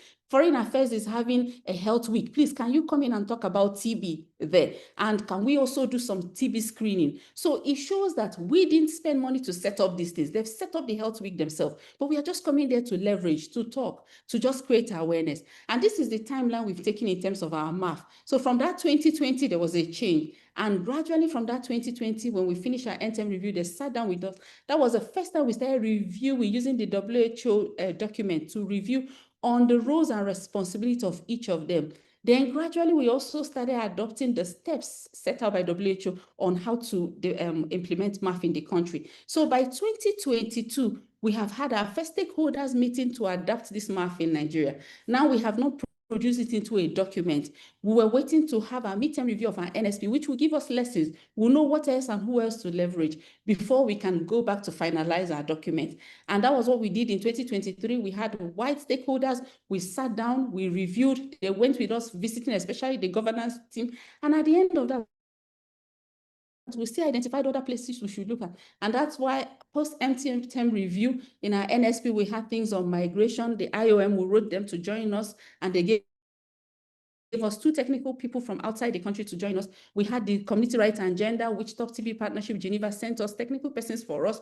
We also have things about crisis where we put in the pandemic, storm, insecurity, how is TB managed, and all that. So with that, we earned more stakeholders. And in 2024, we're able to finalize our documents, MAF document. We showed it to Teresa when she came in. We've not launched it because we were waiting for the date, and by they want to be next year, we are going to launch it, and we pray Teresa will be with us for us to launch this document. Next slide, please. So with the launching of this, with the development of this framework, which we have very comprehensive, with a lot of stakeholders, which you might not even imagine what are they doing in TB. But these stakeholders, because of the snowballing effect of one stakeholder leading us to another, we're able to get people that we didn't even know what they could do for us until we got them on board. Then with these stakeholders, when we are finalizing the map, we now did comprehensive analysis, like baseline analysis, looking at these 4 components. So we broadened even our commitments, ensuring that we captured a lot more commitments, including the 2023 UN high-level meeting, which was just, that just came out a year before. Then it also gave them opportunity to understand these 4 components of the MAF framework, because we are now doing it with them. Next slide, please. So with that baseline assessment, in our document, if you open our MAF, our documents is filled, and what we need to leverage on, what we can use, what we need to deploy. Now we know standard what we should do in joint program review. Next slide, please. Next slide, please. So even MAF review is already integrated into our framework for end-term review. Now, as Nigeria is planning another end-term review of this, our successful NSP, this is one of the things we look for. So we identify the actions for multi-sectoral response with our stakeholders, which are all listed. There are a whole lot we have done, which I'm not going to spend time presenting now, but just to tell you that in terms of nutrition, we are working closely with nutrition. We just finished a child testing week, and we did it in collaboration with UNICEF, the nutrition department, and with that, to tell you that the number of, when we disaggregated the children we identified this week, the greatest percentage came from nutritional clinics, undernourished children. We are also relating now in terms of catastrophic costs. We are well equipped now with all the documents we've gotten from WHO in terms of negotiating for this catastrophic cost. And one of the things we've brought on the table and we've written to the president is for them to make TBA criteria for cash transfer. Because looking at our catastrophic cost survey, you will see that the drivers for catastrophic costs for Nigeria was actually not the treatment and diagnosis as we are having been mentioned for the insurance. It's actually other ones like the non-medical direct costs, like things like transport to facilities. Some of them are losing their job, formal jobs to informal job. So the cash transfer, we have engaged with the Humanitarian Service Ministry, and they've told us write to the president. Once he gives us an approval, we'll put it. And that's because we are looking into social protection and the fact that we have all these stakeholders working with us now. Next slide, please. Next slide, please. So these are the roles and responsibilities that we have identified. Oh, previous slide. We identified the roles and responsibilities, just a sample to show you how it comes, just the first one you see. Each ministry, department, or agency, the roles and responsibilities. We've also started mapping out our indicator after the meeting on comeback DRTB in that we went for in Kenya. We've also started mapping out our list of indicators, and we will soon be finalize our list of indicators. Then the next thing we are looking at is the coordination. We've had coordination on different, but we want the highest level of coordination, which is going to be seated at the presidential, like the presidency. So we've written also as a program, we've gotten some responses to do some things in the document and send back. And we believe that with other push from other higher sectors that will be able to have this established, such that all these ministry can also have a platform where we can account for TB. I know the discussion now is for us to make it AIDS, TB, and malaria, which we are also happy with. But as far as we can have a high-level coordination to look into this. Next slide, please. So now that we have finalized our document, we are waiting to deploy it or to launch it.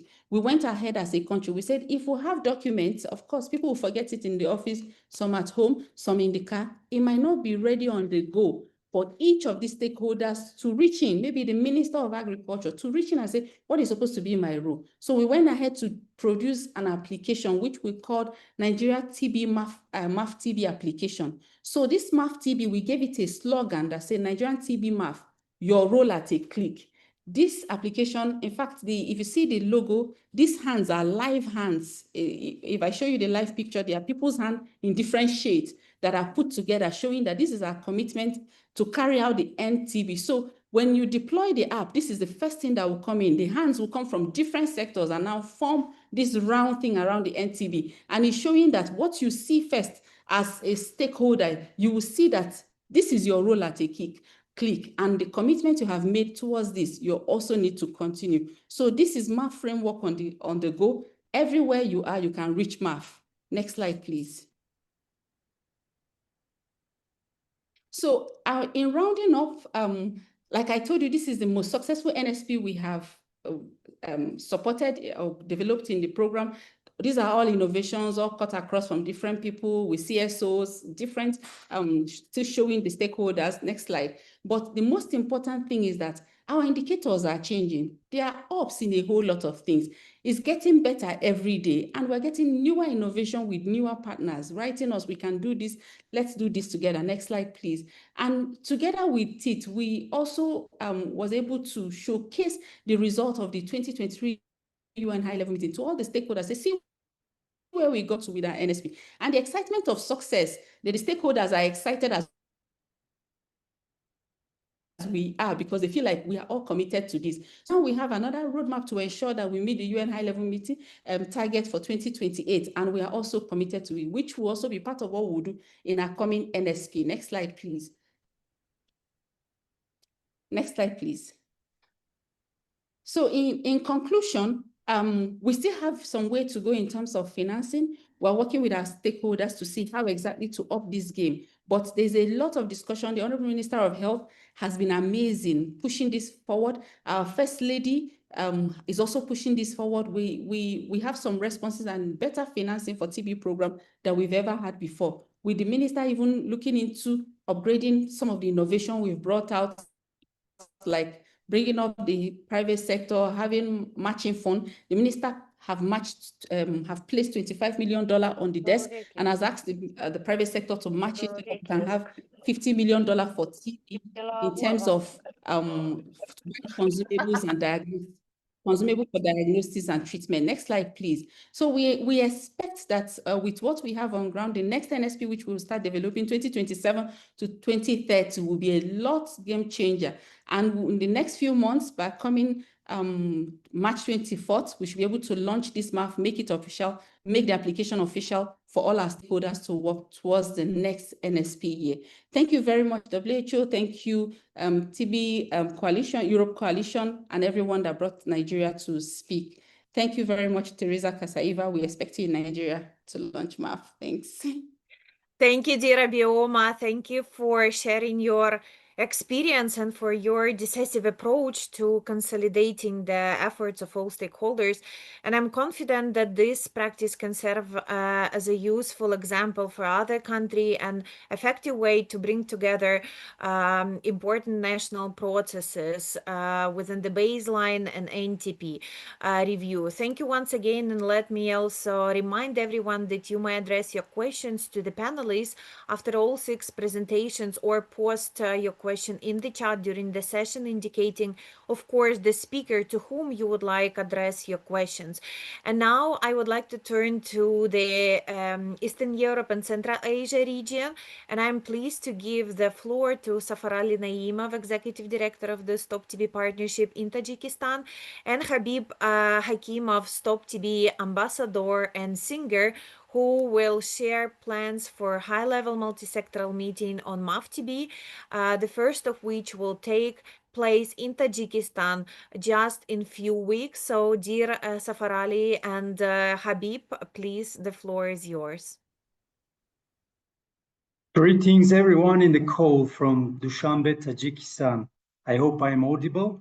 I'm pleased to present, along with my colleague here, we'll share the slides.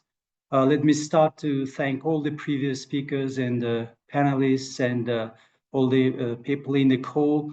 And also I would like to take opportunity to thank our national leadership at the country level as a team that we have been starting collaborations since long ago, but specifically in MAF-TB as a team in same level of understanding and organizing the upcoming event in intersectoral meeting, high-level meeting on MAF-TB in Tajikistan, namely our National Coordination Committee Secretariat, our Ministry of Health and Social Protection of Population of the Republic of Tajikistan, as well as our consultants working directly on MAF-TB, our team, and also all the other ministries that we have started engaging on developing indicators for initial phase. So we have an amazing program agenda,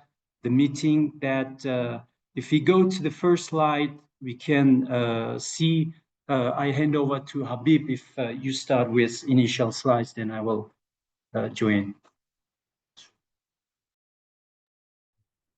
Hello, can you hear me? Good afternoon from Dushanbe, Tajikistan. So in general, we are going to have a very important and high-level intersectoral event soon. So In this case, so it is going to happen on October 24th, 2025. So the duration of the meeting will be 3 hours, 20 minutes. So, and the meeting is a face-to-face event. It will bring together 73 participants and follow an informational and advocacy approach designed to secure political commitment, public visibility, and concrete budgetary decisions for MAF-TB implementation in Tajikistan. Next slide, please. So, high-level intersectoral meeting on MAF-TB in Tajikistan. So what is the goal? Oh, sorry.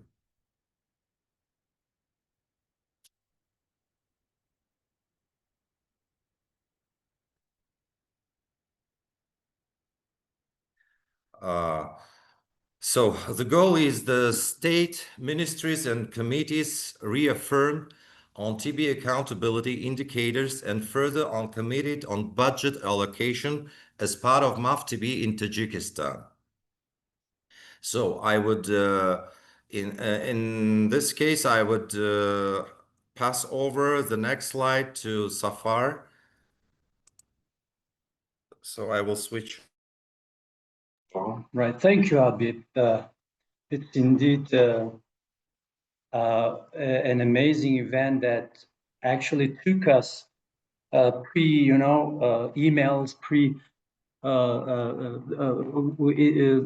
the roundtable within the core group to design the event agenda, the participants whom we want to talk directly, face to face, shake hands, and shoulder to shoulder to speak about MAF. Then call to each of the participants in order to make sure that everyone on the same day, being a high-level meeting from ministries, from celebrities, journalists, and everyone busy, everyone having important priorities, but thankfully, so through coordination, through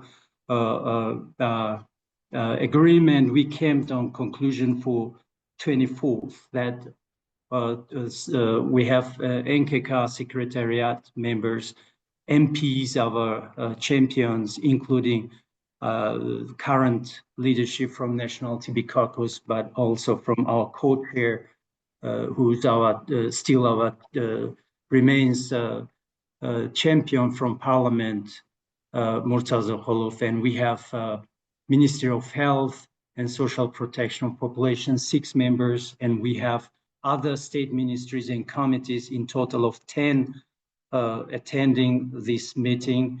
And we have private sector also, 4 companies, 4 firms, national entrepreneurs who had been having some share in TB in the past, but here, so will be attending for more. And here we have civil society and TB affected community representatives, 26 members, and we have 9 members from our celebrity team and international partners as well, 11, and representatives from national TV channel, 2 members as media. And each of these participants would have key role in this context of the event, being advocacy interventions, each having a championship support, and the MAF-TB engaged ministries and committees would be on reaffirming their commitment on indicators. And we have also promoting public awareness and transparency and accountability. And let's go to the next slide. Here I put down the agenda, how it looks like. So we have the starting as registration starts, followed by setting the scene. That is a testimony by a person who had TB, who's a famous the actor, film and theater actor, Daler, our Stop TB ambassador, who will reflect through his stories, through his story on why we need multisectoral approach to end TB. And we have a formal opening following the testimony by Minister, Deputy Minister, and Parliament, National TB Caucus champions, and WHO Country Office Director.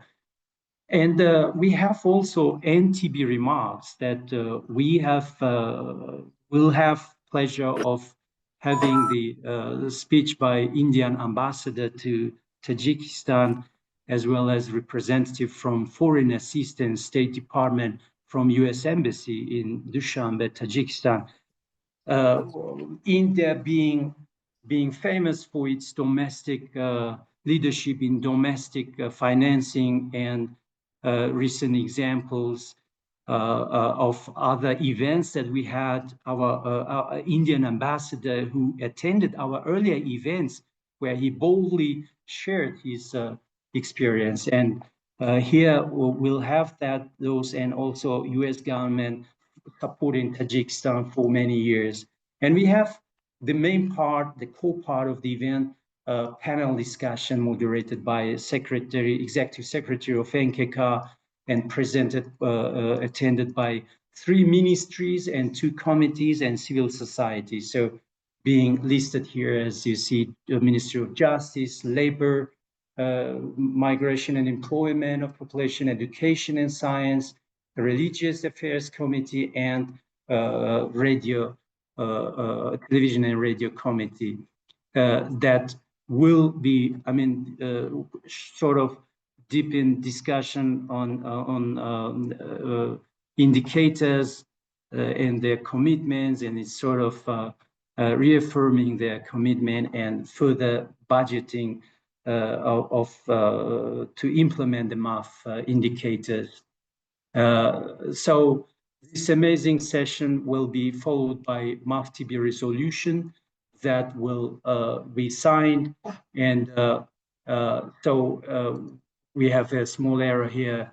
After the resolution, we have national celebrities sessions that, as you see, comedian dialogue with artificial intelligence, which is very, it has humor, but it has key messages where the AI being, more active in memory would remind us on the accountability on some crucial commitments and promises that we have.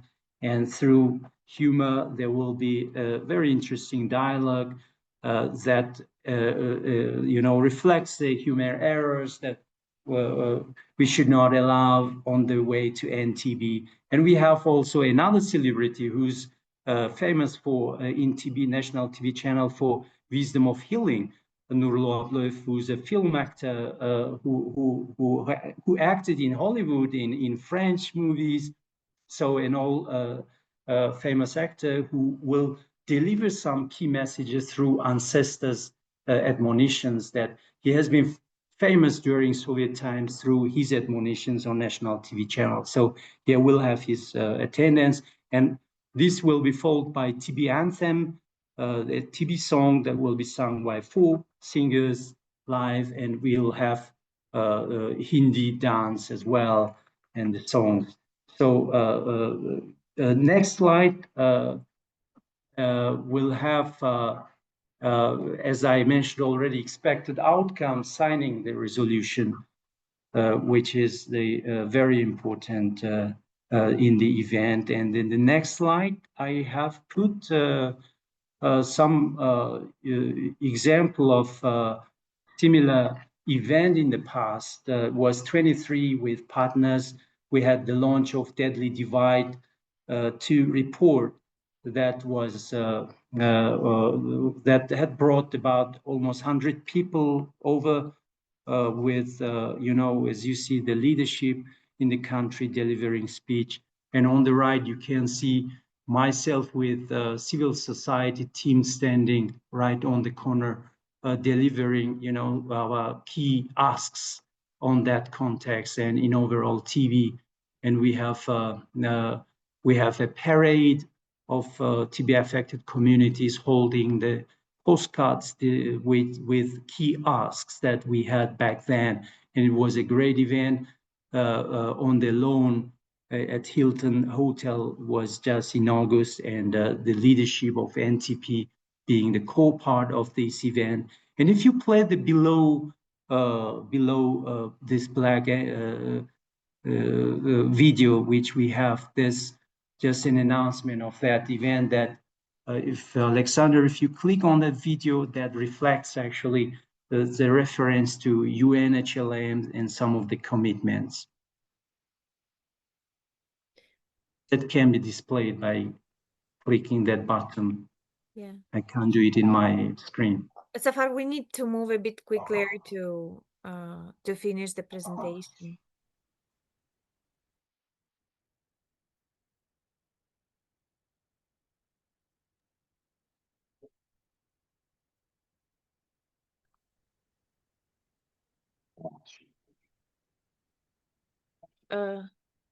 So that's the end of my slides. Ready for any details to clarify, and yeah, done. Thank you very much. Thank you very much, dear Safar Ali and Habib. And we really welcome your ambitious plan and your unique approach, how you implement such a really productive meeting. And we wish you to have this meeting as well as the most productive one. And I'm confident that Tajikistan's long-standing practice of engaging not only government authorities, as you mentioned, but also parliamentarian, celebrities, religious leaders, as well as other countries. I saw in the chat they also engage the religious leaders, which is really great in TB response. And this is the unique approach in several countries to ensure an effective multisectoral response to TB, and a strong example for other countries. So thank you so much for your work. And whatever your short or medium-term plans for implementing MAF-TB, we must always remember the importance of ensuring the sustainability of the mechanisms and systems we establish at the country level. And now, Dr. Stefan Machari, the technical advisor of the National Tuberculosis, Leprosy and Lung Disease Program of the Ministry of Health of Kenya, will speak about the concrete actions they are taking in Kenya to ensure this sustainability at the national level. So, dear Stefan, please, the floor is yours.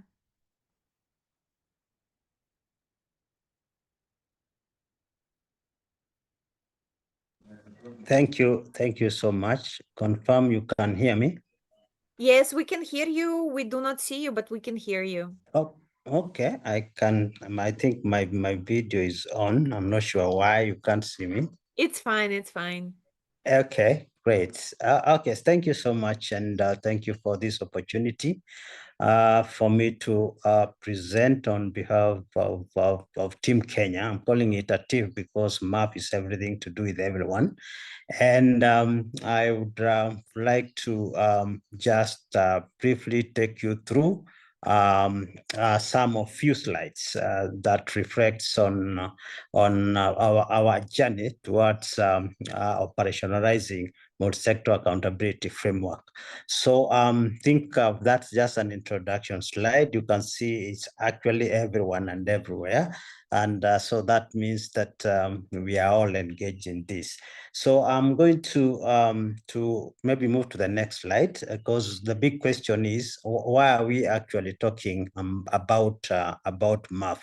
Now, just to give us brief background on Kenya, I think we are one of the high burden countries for TB and TB HIV.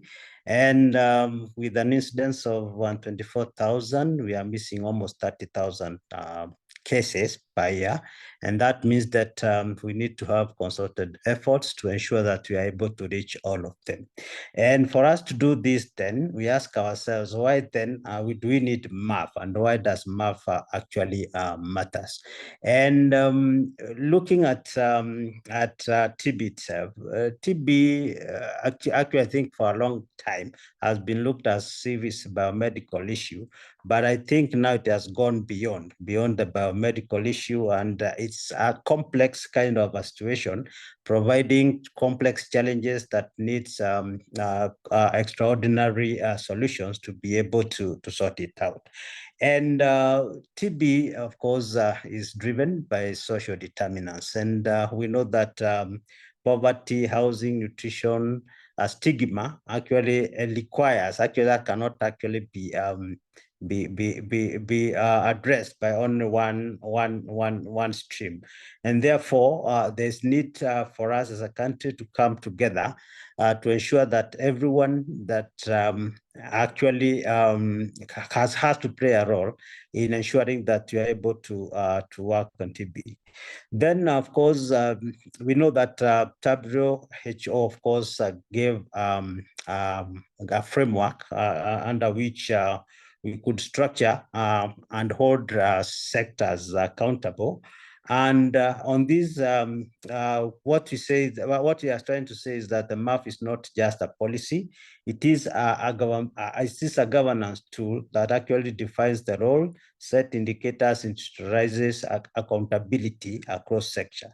And by this, then we find that it's going to enable many of us to move from that kind of an ad hoc collaboration to have a structured kind of an approach which we are able to measure, and as well as adapt that particular framework to ensure that each sector understands its contribution to TB control and how it can actually be held accountable to ensure that we are able to arrive to the desired results. And again, I think looking at Kenya itself, in Kenya, we are guided by the Vision 2030. And under that, we have various strategies that have been put in place, like the universal health coverage and the better. Better means bottom-up economic transformation agenda, which is actually an agenda of the government that emphasizes on issues of equity and access, and of course, community empowerment. And therefore, as we are looking to the issues of operationalizing MAF, those commitments that are in those documents actually are embedded in TB services within a broader health and development platform, which will ensure that we are able to integrate the TB services into national priority. And lastly, I think we are also looking at MAF as the framework which will enable us to have participation across various sectors, including other government ministries. There are issues of, in Kenya, we have counties, which are sub-national level governments, as well as civil and private sector. So in these, we are looking at how we can be able to decentralize much of the MAF activity TB to allow people, to allow counties to lead the implementation based on the local realities, because we remember each county has got its own challenges, and we would want it to have a strong MAF component that's able to align to the local needs. We're also looking at how to involve civil societies and TB survivors, just to ensure that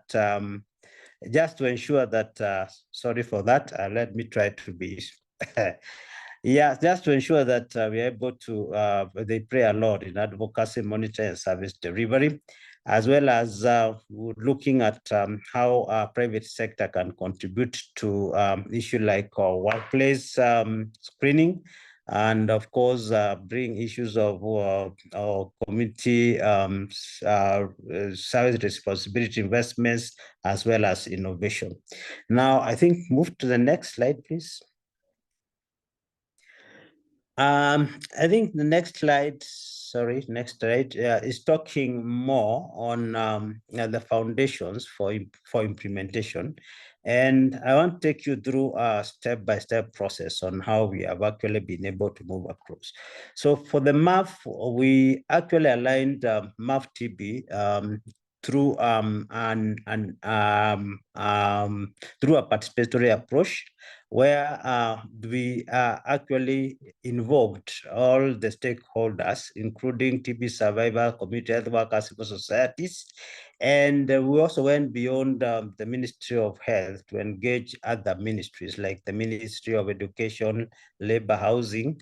And this approach actually ensured that the framework was not just technically sound, but socially responsive and politically feasible, just ensuring that we have buy-in from all these sectors. We also looked at the approach was quite inclusive, and of course, when you include many stakeholders, then you get better insights. And at times, the insights that we may not get as a program, but maybe going through having people like TB survivors, that means we are able to get they are able to share their insights, and of course also share their barriers towards accessing services. And this in itself then help us to ensure that the MAF is responsive. And for us then to work again, we look at the issues of operational plan, which of course we have is actually in its final draft form. And in this operational plan, we have strategies, we are putting targets, and as well as output indicators and budget lines, just to ensure that it becomes like a resource that we can use to resource mobilize, as well as trying to see how it aligns because at the end of the day, we want it to align to our national strategic plan, and they're actually aligning concurrently with the national strategic plan, so that in the event we are doing a program review, then it will be a major component for it to be reviewed. And of course, now again, this building trust, I think, is also something that that we would want to have, so that we have ownership across sector. And then of course, for us then to do that, we conducted a baseline assessment. And of course, this one has brought up key issues like what areas are we, how are we supposed to implement it? Is it in our initial phase that actually involving core health actors and civil society, issues of how we can have subsequent phases, and how we can expand to include non-health actors, and of course allow us time for orientation, because it's an entire package of activities. As you are engaging more, then you need to have orientation packages and of course that will help you to build capacity across. Then of course there's the issues of allowing gradual onboarding of sectors, because I think all sectors are different levels of development, and therefore based on their capacity and needs, then we need to engage them. And of course, identifying gaps in sectoral role and informing tailored interventions, because it's not one shoe fits all. And at the end of it, again, we also looked at the issues of this being a dynamic tool that needs to be updated as new sectors come in on board. Then they are not supposed to be left behind, and having systems that can help us to do surveillance. Next slide. Dr. Machari, I'm sorry, we need to move a bit faster because we have 3 more speakers. Thank you. Okay, great. I think the last ones are usually disadvantaged somehow, but let me try. So the next one is on the issues of the governance and sectoral sectoral integration. And on this, I think the first thing that we're looking at, which is a step towards this, is on how to strengthen coordination. And in this one, we were looking at how we propose to have a national multisectoral TB committee. Actually, this is already, the TORs are ready, that we have already mapped who should actually be engaged on this. And I think this, the essence of this committee is to ensure that they oversee MAF-TB implementation, and it includes members from all sectors, that is social, private, and technical partners. And each entity will have its own coordination mechanism reporting, as well as a task force that will be able to escalate these things forward. And the next step is how we link with each other sector. And I think in this, then, we need to know who is actually, which sector is available and what they're able to offer. So the issues of key mapping this sector is very important to ensure that we are able to align to key actions for each of those sectors. Like, for instance, if it's education, how do we align to labor, housing, and interior? And these platforms, we also looked at other platforms where we have non-informal service providers. Like in Kenya, there are those people who work in open places. They call them juakaris, and they have a federation that, of course, we can be able to leverage to ensure that they're able to access services, as well as accountability of sectors as defined, just to be able to account to changes and stepward transformation from health issues to also share the development priorities. Because it's important for them also to understand why it's important and why it's important for them to be engaged in this process and how they are going to gain if this is done. Next slide, please. Now, the next phase is next slide, is strategic planning and financing.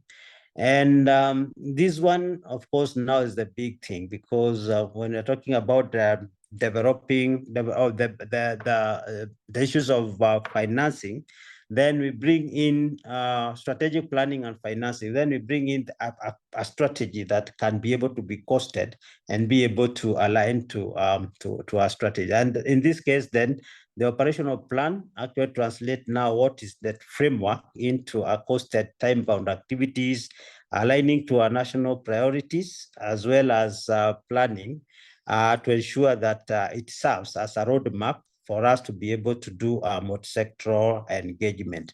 And financing, so advocacy and resource mobilization again becomes important. And here we have actually looked at how the operational plan can be funded through various kind of mechanisms that are already in place.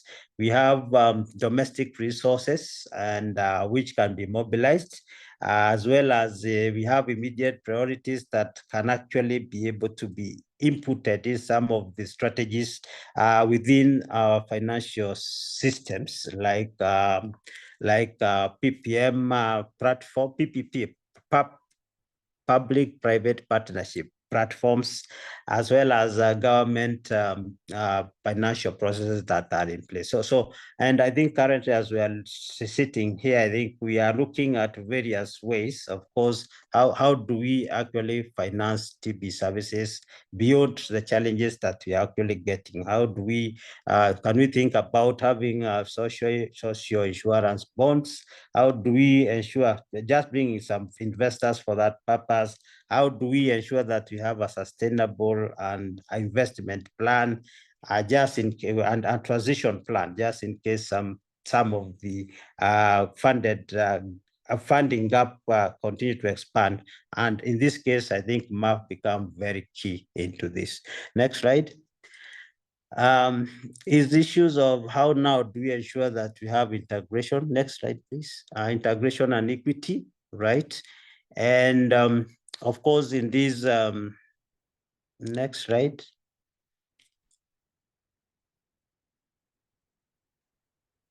Yeah, thank you. In this one now, we are looking at how now do we promote universal health coverage and addressing the risks, and how do we again also look at the issues of being a patient-centered approach? How do we bring this together? And in this, we are looking at, of course, issues of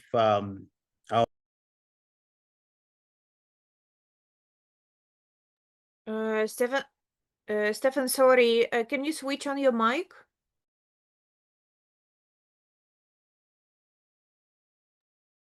Stefan Maciarek, can you switch on your mic, please?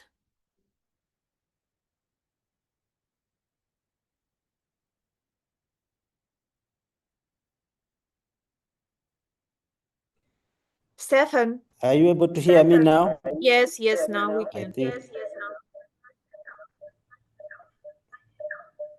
But there is a double sound on your. Okay. Sorry for that. Can you switch off one device? Yes, I confirm you can hear me now.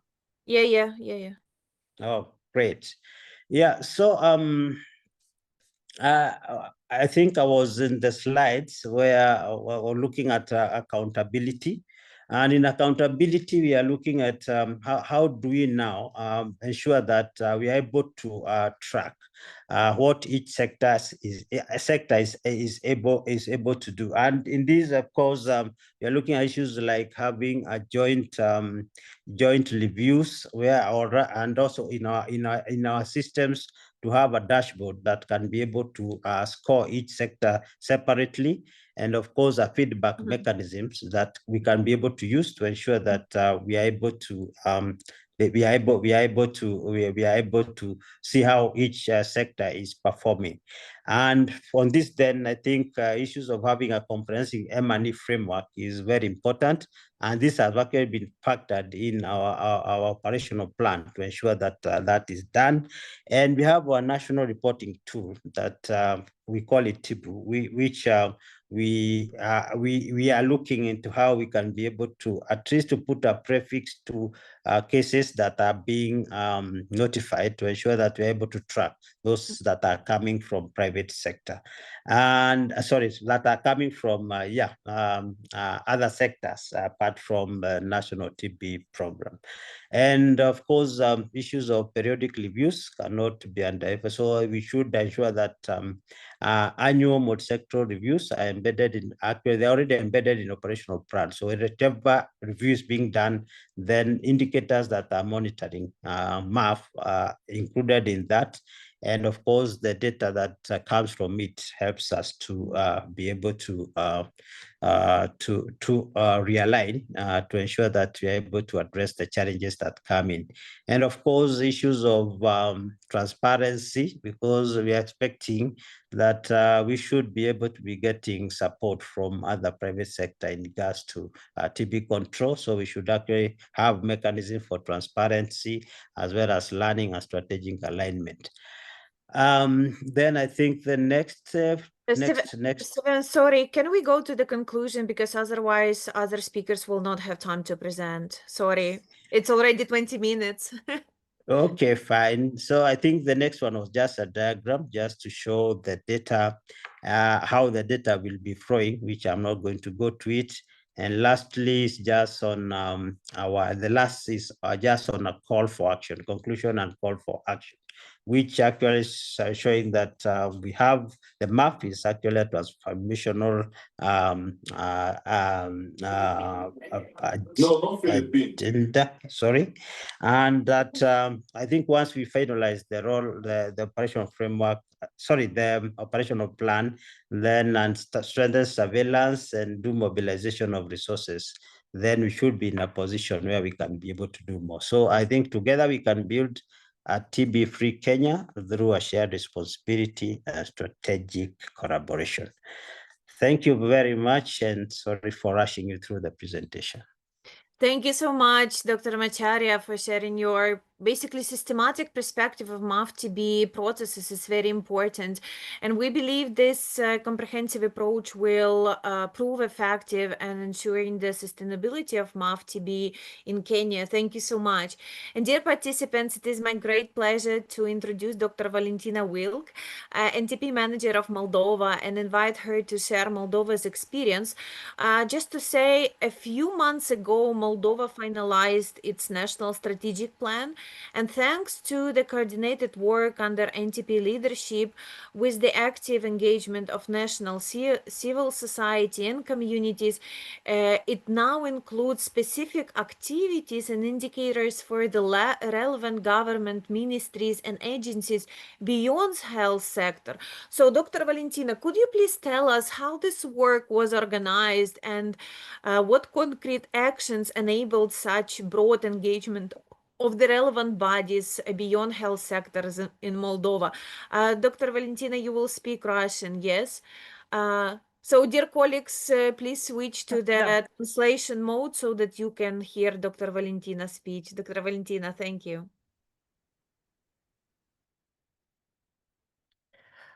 Да, Юля, спасибо большое. Yes, Yulia, thank you very much. So I have a slide in the French language, but French is close to Moldovan language. First of all, I would like to thank all the organizers because it's a very important question which we would like to cover. And we're happy to share our experience. Please, next slide. If today we are going to talk about our experience, I would like to focus on just several aspects. For Moldova, as well as for other countries which are implementing MAF-TB should be a priority, because TB is the priority task not only for the health system, but for the entire society. Everybody understands that we need to fight TB to achieve our final goal to end TB. So what I would like to tell you again in this context and about the stage at which we are now implementing the 6th national program, which was developed for 2021-2025. And this program, which are still implementing till the end of the year, already included the principles of MAF. In Moldovan, it is also MAF, and everybody understands it. And our current program, which we are implementing, is working till the end of the year, and it already contains the MAF principles. And as Yulia said, we have developed the new NPT for 2026-2030, and this program was reviewed at all levels, and now it is being approved by the Ministry of Health. And I would like to say that all our national programs are approved by the government of the Republic of Moldova. And this means that TB is also a priority for Republic of Moldova. And I will not talk about. I will not speak about the prevalence and achievements in Moldova. Let me just mention that whatever we do in the framework of national programs, it is always individual oriented. It is oriented towards individuals affected by TB. So above all, we are guided by the individual and the needs of this individual, and we work to make their lives easier. Let's go to the next slide.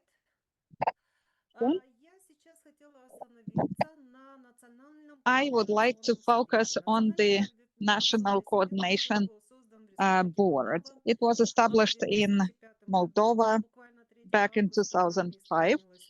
On the 3rd of August, we celebrated the 20th anniversary, and it was established, and it is still working for the 2 national programs that implemented Global Fund projects, TB, HIV, and STIs. I would also like to share our experience. Starting this year, there will be a program for HIV, STIs, and hepatitis. So now, regarding the National Coordination Board, this is basically MMP that has been operating in Moldova since 2005. It has more than 30 members. There are those who are standing members, those who we invite. Some have voting rights, some don't. So basically, this is, well, those people who listen in Russian, you see presentation in French, I guess. No, you can choose the language version of your presentation. So you can choose any language that is convenient for you. It's Russian, English, and French. And we've sent you this information, right? I chose the oral interpretation in Russian, but I failed to do that. Okay, so I want you to see the ministries that are involved. This is health, labor, interior, Ministry of Finance, international partners.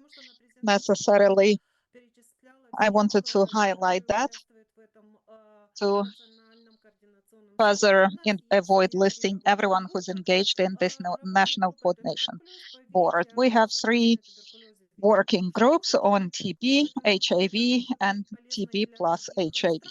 I also would like to emphasize something that could be helpful. The leaders of the groups are usually the public authorities, the coordinator of the national program or the Ministry of Health, and the secretariat always involves NGOs. These working groups, as well as in the National Coordination Board. So here we ground on the MAF principles. The Ministry of Health, you understand that that's an extensive structure institution, so we try to engage all the agencies, all the parties. Let's go to the next one.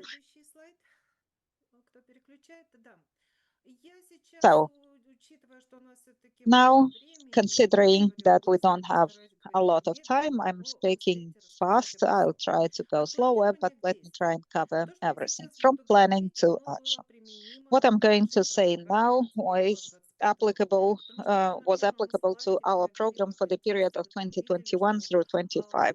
In the first slide, when I spoke about the context, you could see that Moldova conducted baseline assessment, and at which stage we were. I saw that Sayahat is with us, but so she was engaged, as well as Yulia, Natalia. We are very grateful to them. So for the next period, we include all of these components because we always have tried to include multisectoral approach. However, the problem is that not always all the indicators have been covered. And this is the first time when we included the respective indicators. Now, let me speak about the new national program to make it more visible. So when planning, it is important to ensure alignment with SDGs, with the TB strategy and MAF principles, but also it is important to take into account the national legislation. So now, when I speak about some cases, some examples of our collaboration, for us, this is a routine practice now. So we always need to take into account the national legislative framework, because not everything that is regulated by the Ministry of Health is covered, it applies to the Ministry of Justice or other ministries. It is mandatory to conduct national level consultations with involvement of all stakeholders. You see the photo, this is one of working group sessions developing the national program, and we've had 12 of such sessions that involved representatives of all ministries and agencies that have something to do with TB. Now, further actions. What's happening now?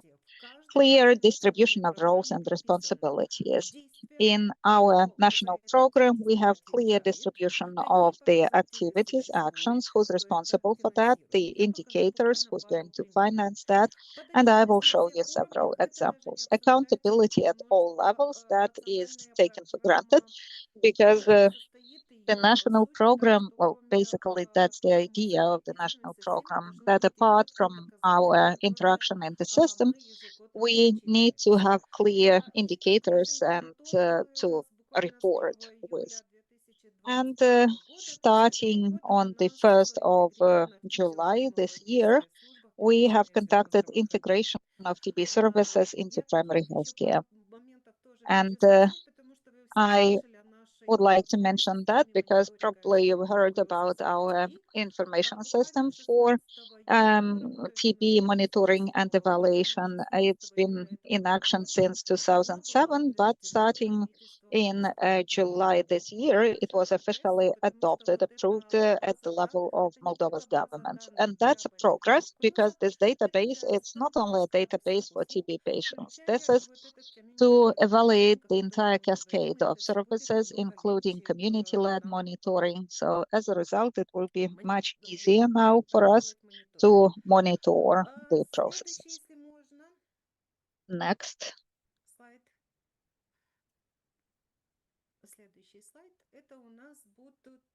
And this is going to be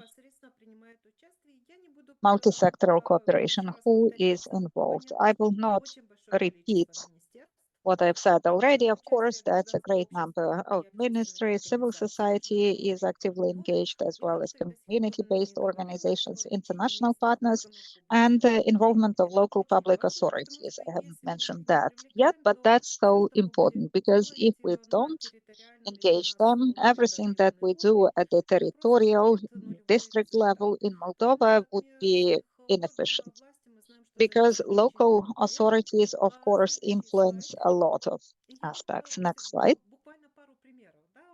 So I would like to mention a couple of examples. If we speak about progress, education and awareness raising. So 5 to 1, this is one of activities from the national program for the next 5 years. Above all, apart from the Ministry of Health, you see that the Ministry of Education and Research is engaged. That's the title of the ministry. And we are speaking about one of activities, integration of tuberculosis-related content into school curricula. So there is the indicator, there is the funding source. And let me mention that it is important that, well, we achieve results not when you force something on people. It shouldn't be a top-down approach. It should be dialogue. And as I mentioned, we've had 12 sessions of the working groups, and there were always representatives of the Ministry of Education, of Labor, of Justice, of Interior. And this is one of the examples where the Ministry of Education considered analyze this activity, and they suggested their own indicator because it's not going to be included into mandatory curriculum. It could be seen as a part of extracurricular activities, right? So it can be addressed even without significant amount of funding. The more so that all of us now are in this challenging situation, and we know that we need to think about how to integrate that and how it's possible to do that, and that's a good example of integration. Another example, another case, next slide, that's very important. So when we speak about people affected by TB, we speak about social support. We know that in Moldova, people do have TB, and in order to increase adherence, let's go to the next slide. So to support their adherence, they receive a certain amount of money to ensure adherence to treatment. But there is also social support for households, and we have certain indicators there. And without the Ministry of Labor and Social Protection, we will never achieve that. But with the colleagues who have participated in all of our sessions, we've had a discussion and we found a way out. And that's very straightforward. We're speaking about vulnerable populations, right? For socially vulnerable populations, the Ministry of Labor and Social Protection has a certain budget. And we, well, by the way, here you see responsible institutions, right? The deadlines, implementation period, all of that is included into the national program. And that's good because when we say that some money was allocated, that people need to get some help. Well, in that way, we also, to some extent, stigmatize them. People who are in vulnerable situations, that's a different a story. But anyway, people need to have this social support. And we have lots of cases to present there. Definitely 10 minutes would not be enough to explain all the indicators and our work. But if we speak about the Ministry of Justice and Penitentiary Administration, well, there they have their joint program that they're implementing. They conduct monitoring, they have their indicators. And well, the National TB program, the National HIV program, and NGOs received an award for cooperation in the field of healthcare from the penitentiary institutions. In the Ministry of Interior, people see that as relevant because now we have refugees, we have displaced people domestically or externally displaced people, and all of that is covered within the new national program. Next slide.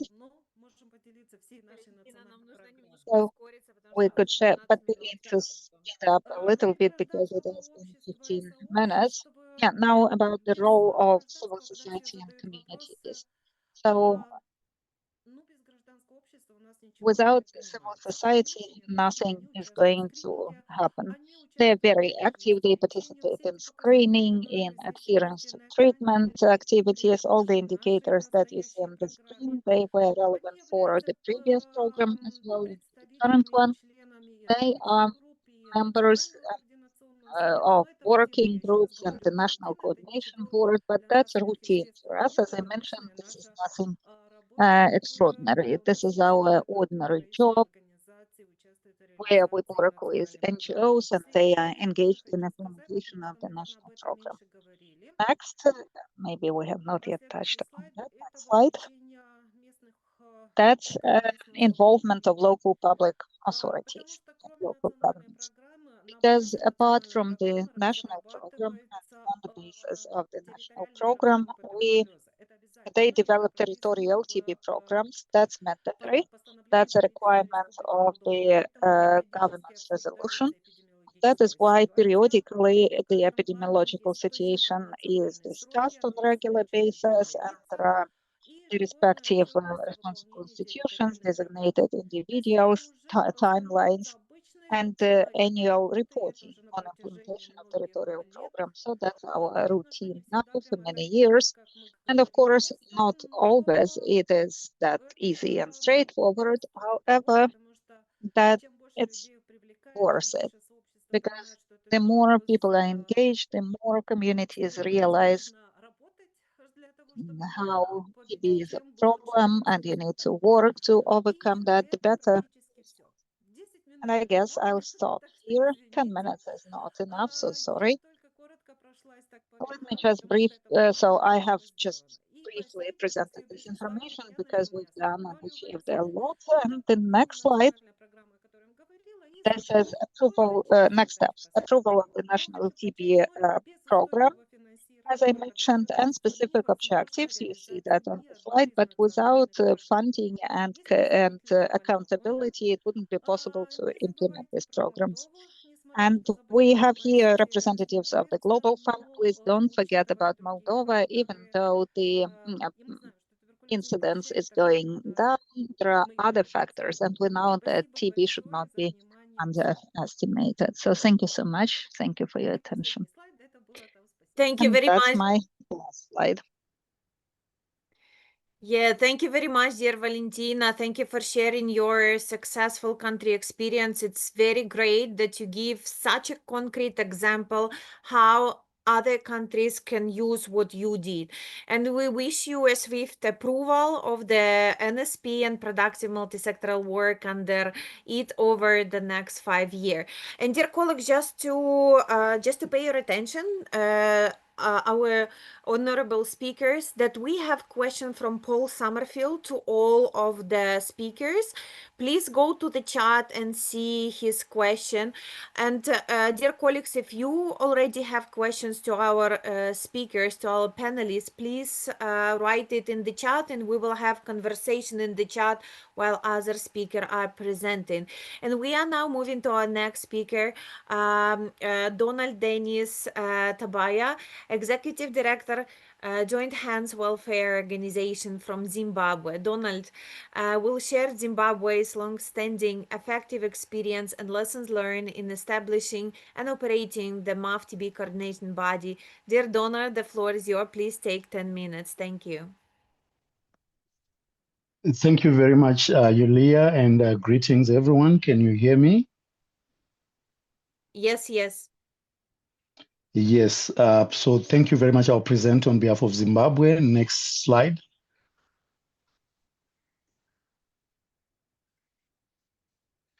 So that's my presentation outline. Next slide. So in terms of introduction, Zimbabwe was moved from the world's top 30 list of countries heavily burdened by TB. It now has a double burden, which is TB, HIV, and MDR-TB. And the HIV prevalence in the country is 11.8%, specifically looking at the 15 to 49 age group. And for females, it's 14.8%. And males is 8.6%. So the average HIV prevalence is 11.8 in the country. TB estimated incidence is 211 per 100,000 population. And in 2023, 15% of notifications were contributed by minors, ex-minors, and their families. And this was also corroborated by a KVP assessment that we did last year, indicating that minors and ex-minors are a key population in the country.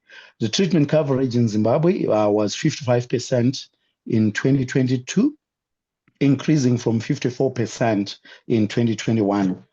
And an estimated 15,793 cases were missed in 2023.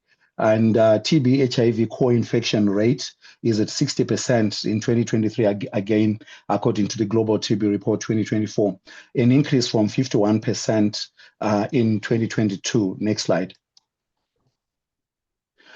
So why MAF-TB for Zimbabwe? So TB is more than just a health challenge.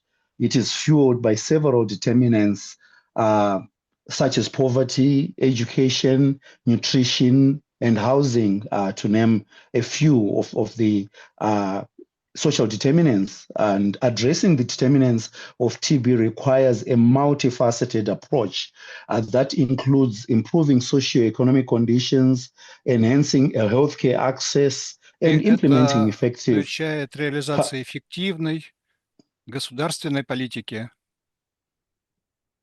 в сфере общественного здравоохранения. TB elimination, therefore, requires Таким more образом, than a ликвидация health туберкулеза center требует усилий, response. выходящие за рамки одного лишь сектора здравоохранения. This issue.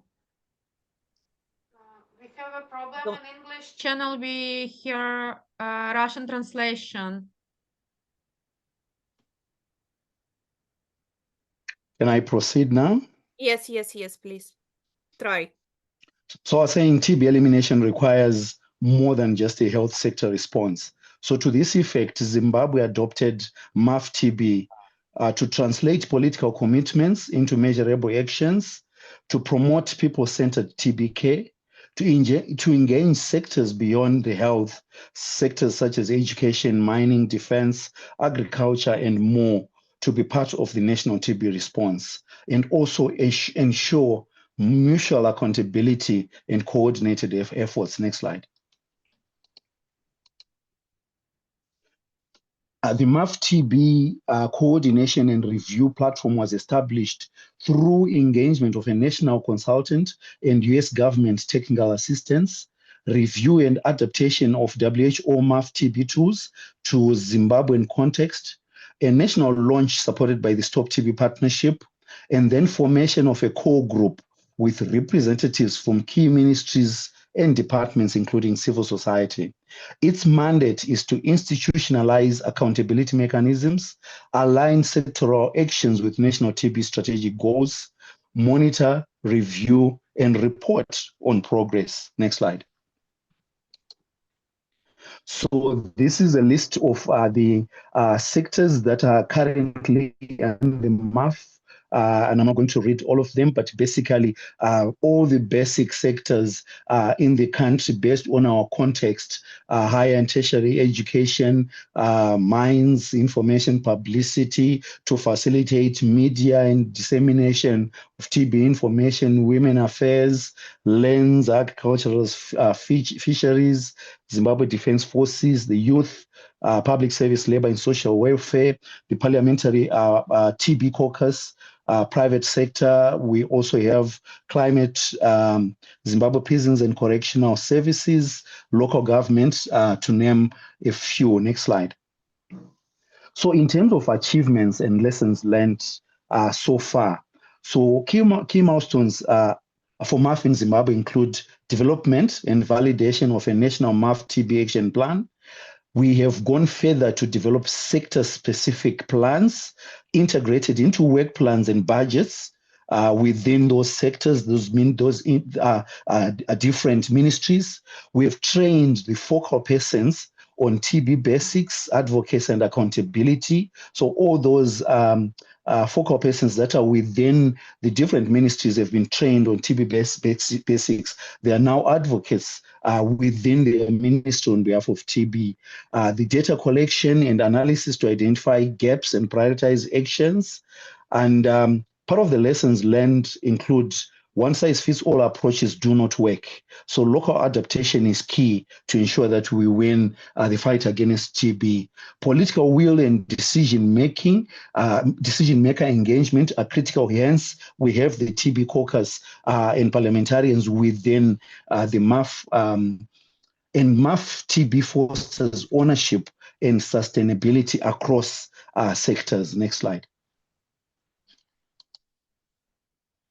So in terms of expansion plans and visions, we're scaling MAF-TB to more sectors and the sub-national level, because if we just operate at the national level, we then leave the other players. So moving it to the sub-national level is critical. Hence, one of the co-chair of the MAF platform is local government. And at the decentralized level, local government is the one that coordinates everything. So it then becomes sustainable for us to utilize local government as a co-chair.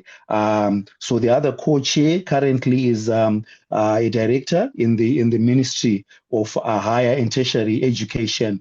So to facilitate all the trainings that are happening right from the medical school, right from tertiary institutions, and also awareness raising at tertiary and lower level institutions, high schools included.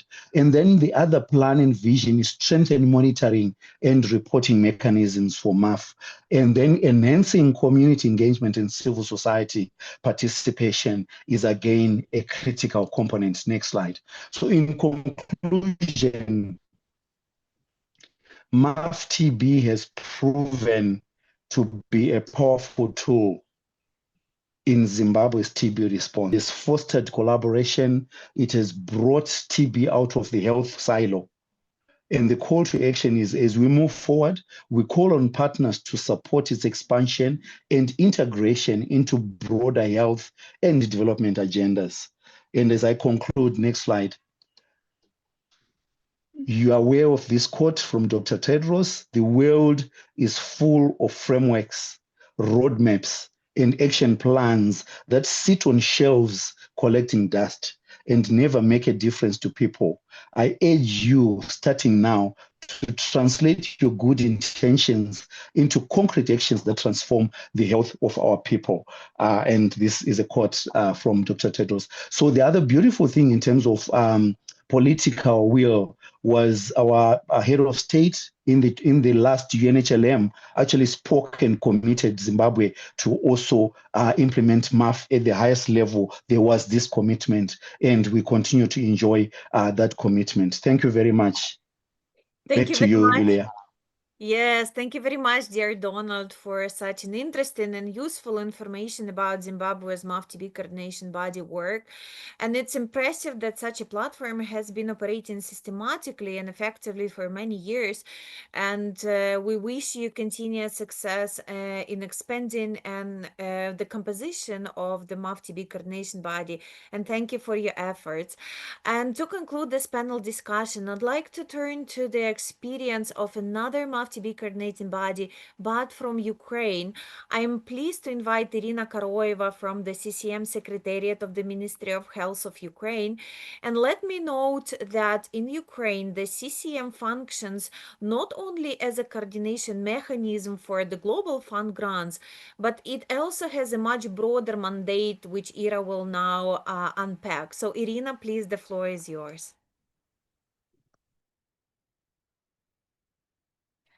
Здравствуйте, уважаемые коллеги. Я Hello, рада dear colleagues. I'm glad to present the experience of Ukraine about the MMP-TB, and I will use this MAF-TB abbreviation. I will try to be quick to explain the role of National Council on Response to TB as a coordination and review mechanism. I will tell about the institutional decisions and solutions, and I would like to start my presentation from sustainability because it is the basic aspect for us, and despite the full-scale war and the negative impact on the healthcare system, we know that Ukraine continues demonstrating the sustainability of national coordination mechanism. We continue demonstrating the implementation of international obligations and commitments, and we have never stopped our work. We have meetings on a regular basis.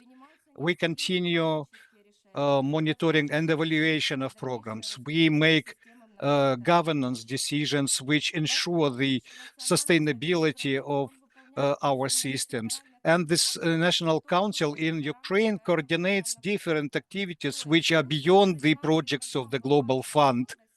And coordination of the Global Fund programs, CCM, was vested in the existing national coordination mechanism. And that is why our coordination council is a part of the system to counteract or respond to TB. It creates conditions for the implementation of the national TB program, and it helps us to keep the sustainability in such extraordinary conditions which we see now in Ukraine. Please, next slide.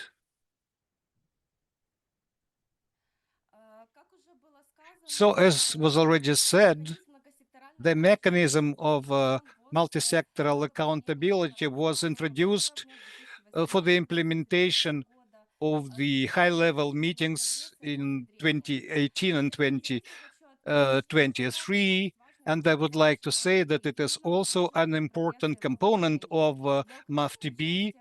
And for Ukraine, participation in this framework was just the next step in the healthcare reform in the country.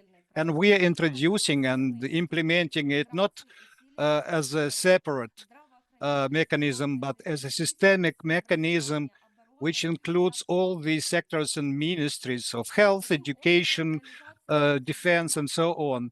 That is why implementation of MAF-TB was included in the National Development Agenda and became one of the backgrounds for the implementation of the goal to end TB. And I would like to tell you now about the role of the governmental council, National Council. National Council is an advisory board to the ministry, to the Cabinet of Ministers of Ukraine with the Secretariat in the Ministry of Health of Ukraine.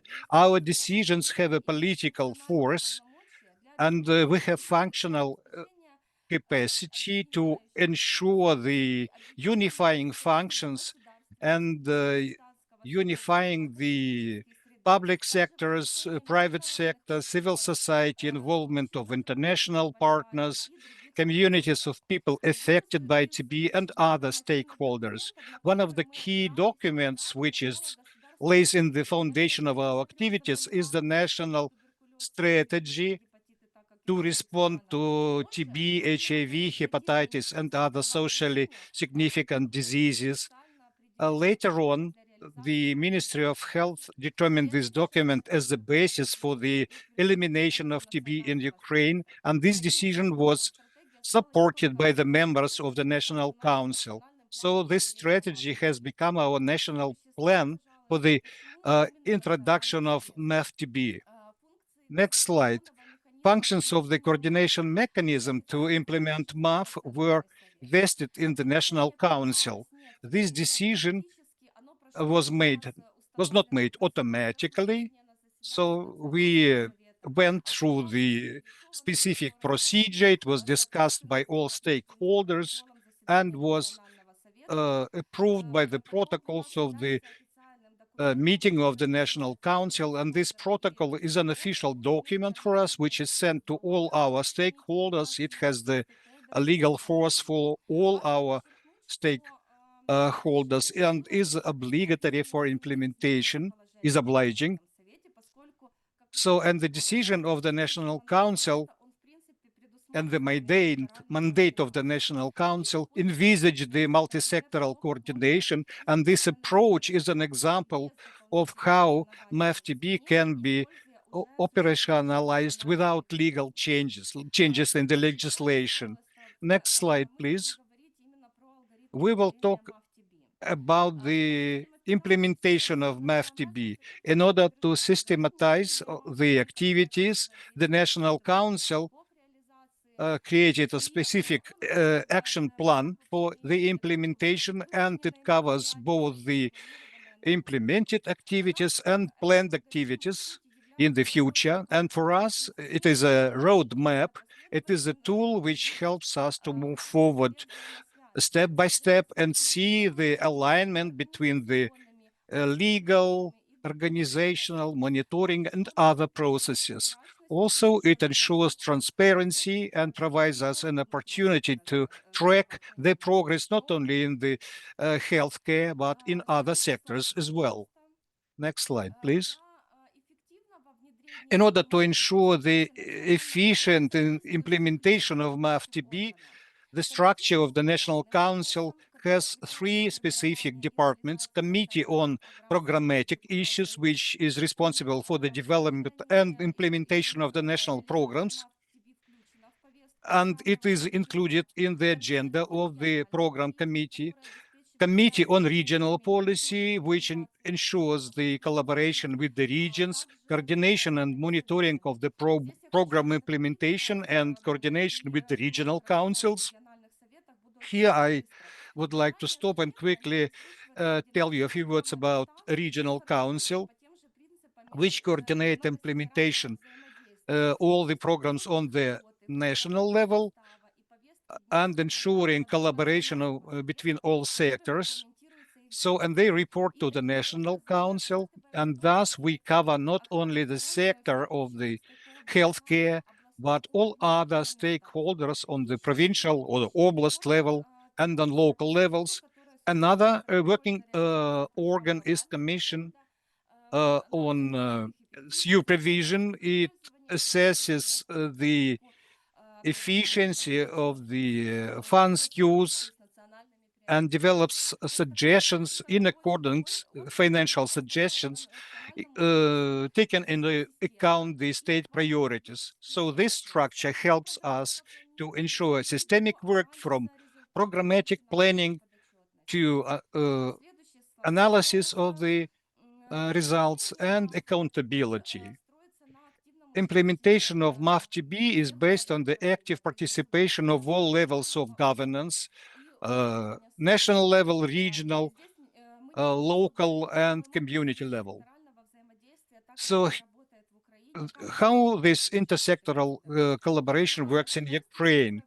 On the state level, it is the Cabinet of Ministers, Ministries of Health, National Health Service, National Health Service of Ukraine, platforms in Parliament, National Council, Stop TB Partnership, and all other participants, stakeholders on the national level. Regional level, we collaborate with the oblast councils, administrations, departments of the healthcare, regional TB centers, regional offices of National Health Service of Ukraine, and on the level of communities and civil society, we collaborate with non-governmental organizations, communities of people affected by TB, health services, district TB doctors. So it involves all sectors, which creates the basis for intersectoral approach. Next slide, please.